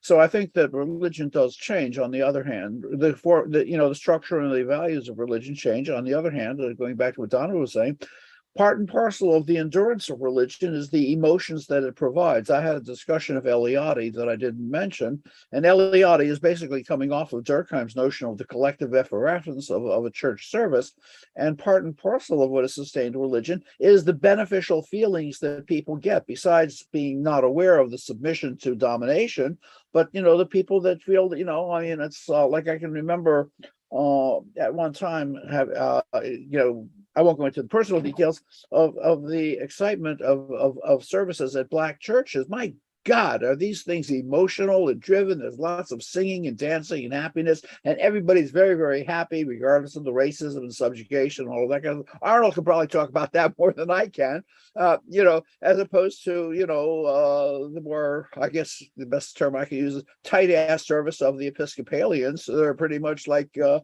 know, where the sermons are much like sociology lectures and put half the people to sleep. The final point I want to make, picking up on a comment before, that to a large extent, and I couldn't talk about this, but both Fromm and Marcuse were feminists before it became very popular. And part and parcel of the notion of the society that they're talking about is a society of caring, sharing, and empathy. And these are generally, you know, secondary tasks. This is relegated, you know, stuff that women do. But when I think about that, I go back to what Marx had been saying about primitive communism or pre-modern societies that were hunting-gathering societies. Number one, in these societies, there was radical equality, whether it was political, whether it was economic. And in fact, as I can see, Savita's, most of the caloric intake of hunting-gathering societies was not the men going out on the hunt, but the women gathering the nuts and the berries and the fruits and things like that, because the women did have to stick around. And they couldn't leave the kids for 3 or 4 days to shift on their own, especially when the kids were infants and things like that. And so these qualities that have generally been regarded as feminism are generally absolutely essential for what I would call a sane society, et cetera, et cetera. One of the things, and I mean, this was part and parcel of, you know, my own psychological training, is it's a very difficult thing for men to listen to women, just basically listen. I see Savita smiling, or as my wife tells me every day, why don't you practice what you preach? But anyhow, qualities are essential for a sane society. Thank you. Thank you very much. Thank you for an excellent panel. And I'm feeling so restrained by time. I would like this debate to go on. I'm sure we would have enjoyed the entire night. In the JNU tradition, our evening begins at 10 o'clock. And we sit on the dhaba for entire night to discuss these kind of things. Wonderfully engaged, I think everybody was. I just make 2 small points and then we'll finish it. One is on the category, I think, Professor Mandir, we would like you to consider this point, that can we see these categories in terms of a spectrum of meaning. I'm taking it from Marx's Grundrisse and also from one of the famous Indian philosophies called Mimamsa. Both of them talk about meaning of these words and concepts. And they argue about not 1 or 2 fixed meaning. That's very modern concept, a kind of spectrum of meaning that probably will solve our problem that Varun is talking about. Second point about this possibility of liberation theology. I think if religion is not liberative, it is not religion. So it cannot be religion. It is mediated by power.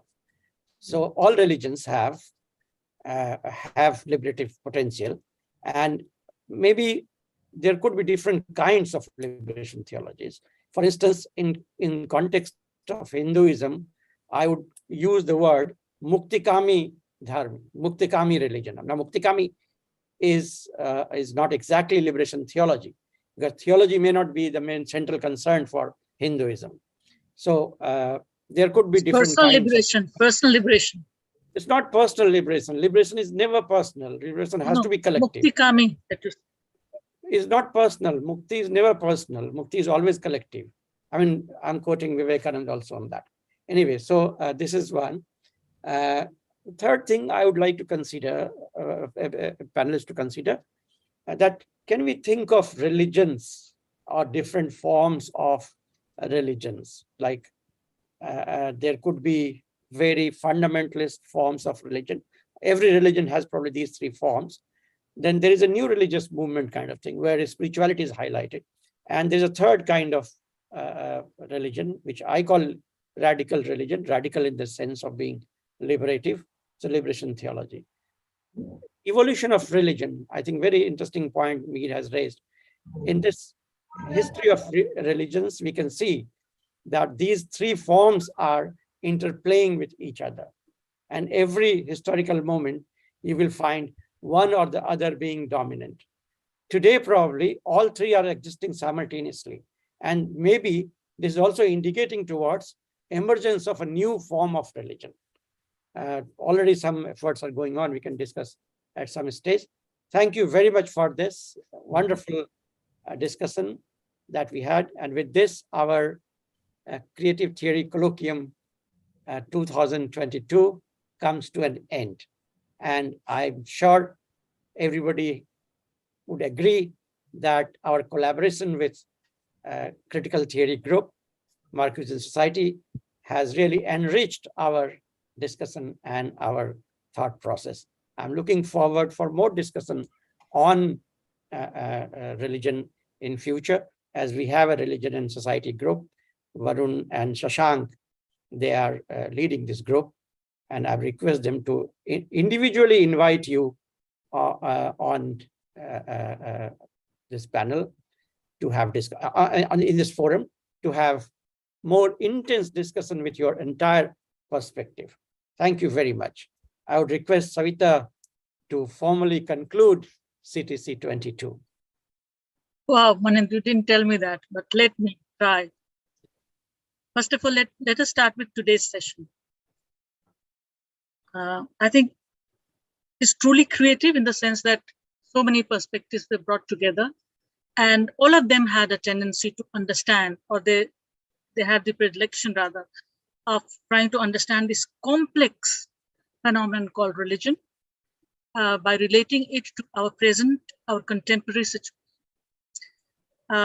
As Manindra towards the end said, that our contemporary situation is also not so monolithic. There are a number of currents are going on at the moment, and the possibility for us to beat the totalitarian structure that has come into being with the help of certain kinds of interpretation of it. The fact remains that there are many other interpretations, and they cannot be clubbed together or merged together for power to take complete advantage of it. Always be a critical, creative aspect to human situation, which religion is an important spiritual activity, which can never be wiped out, which can never be completely silenced, which can never be repressed to the extent that it will not re-emerge. I was so happy that somebody brought up Roy Bhaskar, I think Manindra himself brought it, to what he says, enchantment of reality. And that is also that high point of his meta reality philosophy, where he says that enchantment of reality is nothing complex.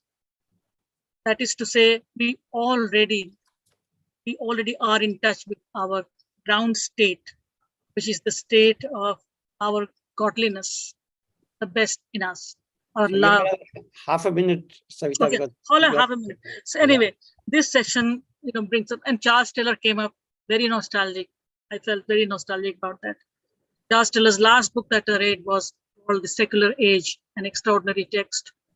It tells us about how world over secular ideas emerged and how they function still in combination with various kinds of spiritualisms. Anyway, from the very beginning to till today, I think our colloquium this time, Manindra, has been an extraordinary and the best so far. So don't contradict, I will like to stay with this feeling. The best colloquium that we had 3 days colloquium, 3.5 days rather, and we had many more scholars internationally joining us. They brought their own wealth of ideas and their affective ideas, that is to say, their emotions, their goodwill, and their extraordinary imagination. They have not been discouraged by whatever is happening in the world today to imagine a new future, which is something that will keep us feeling human all through. Our humanity is much more than how powers define our humanity to. I think the most defeated idea in the world today is positivism, totalitarianism, repression of various kinds. These are all defeated ideas, even though they seem to be reigning. Thank you. So I think with all of this, I thank you. Thank with my heart Andrew Tilamas, my dear friend and brother Anand Farr, Professor Langman, Charles Wrights, Professor Donald Kellner, Sarah, Peter, all these people who joined with different ideas and all that, they contributed holistically to our colloquium, which is a great experience for all of us. Thank you so much. Thank you very much. Thank you, everybody. With this, I would like to close the session. Thank you very much. Thanks, Arvind, for joining us. Thanks, Safar, for joining us.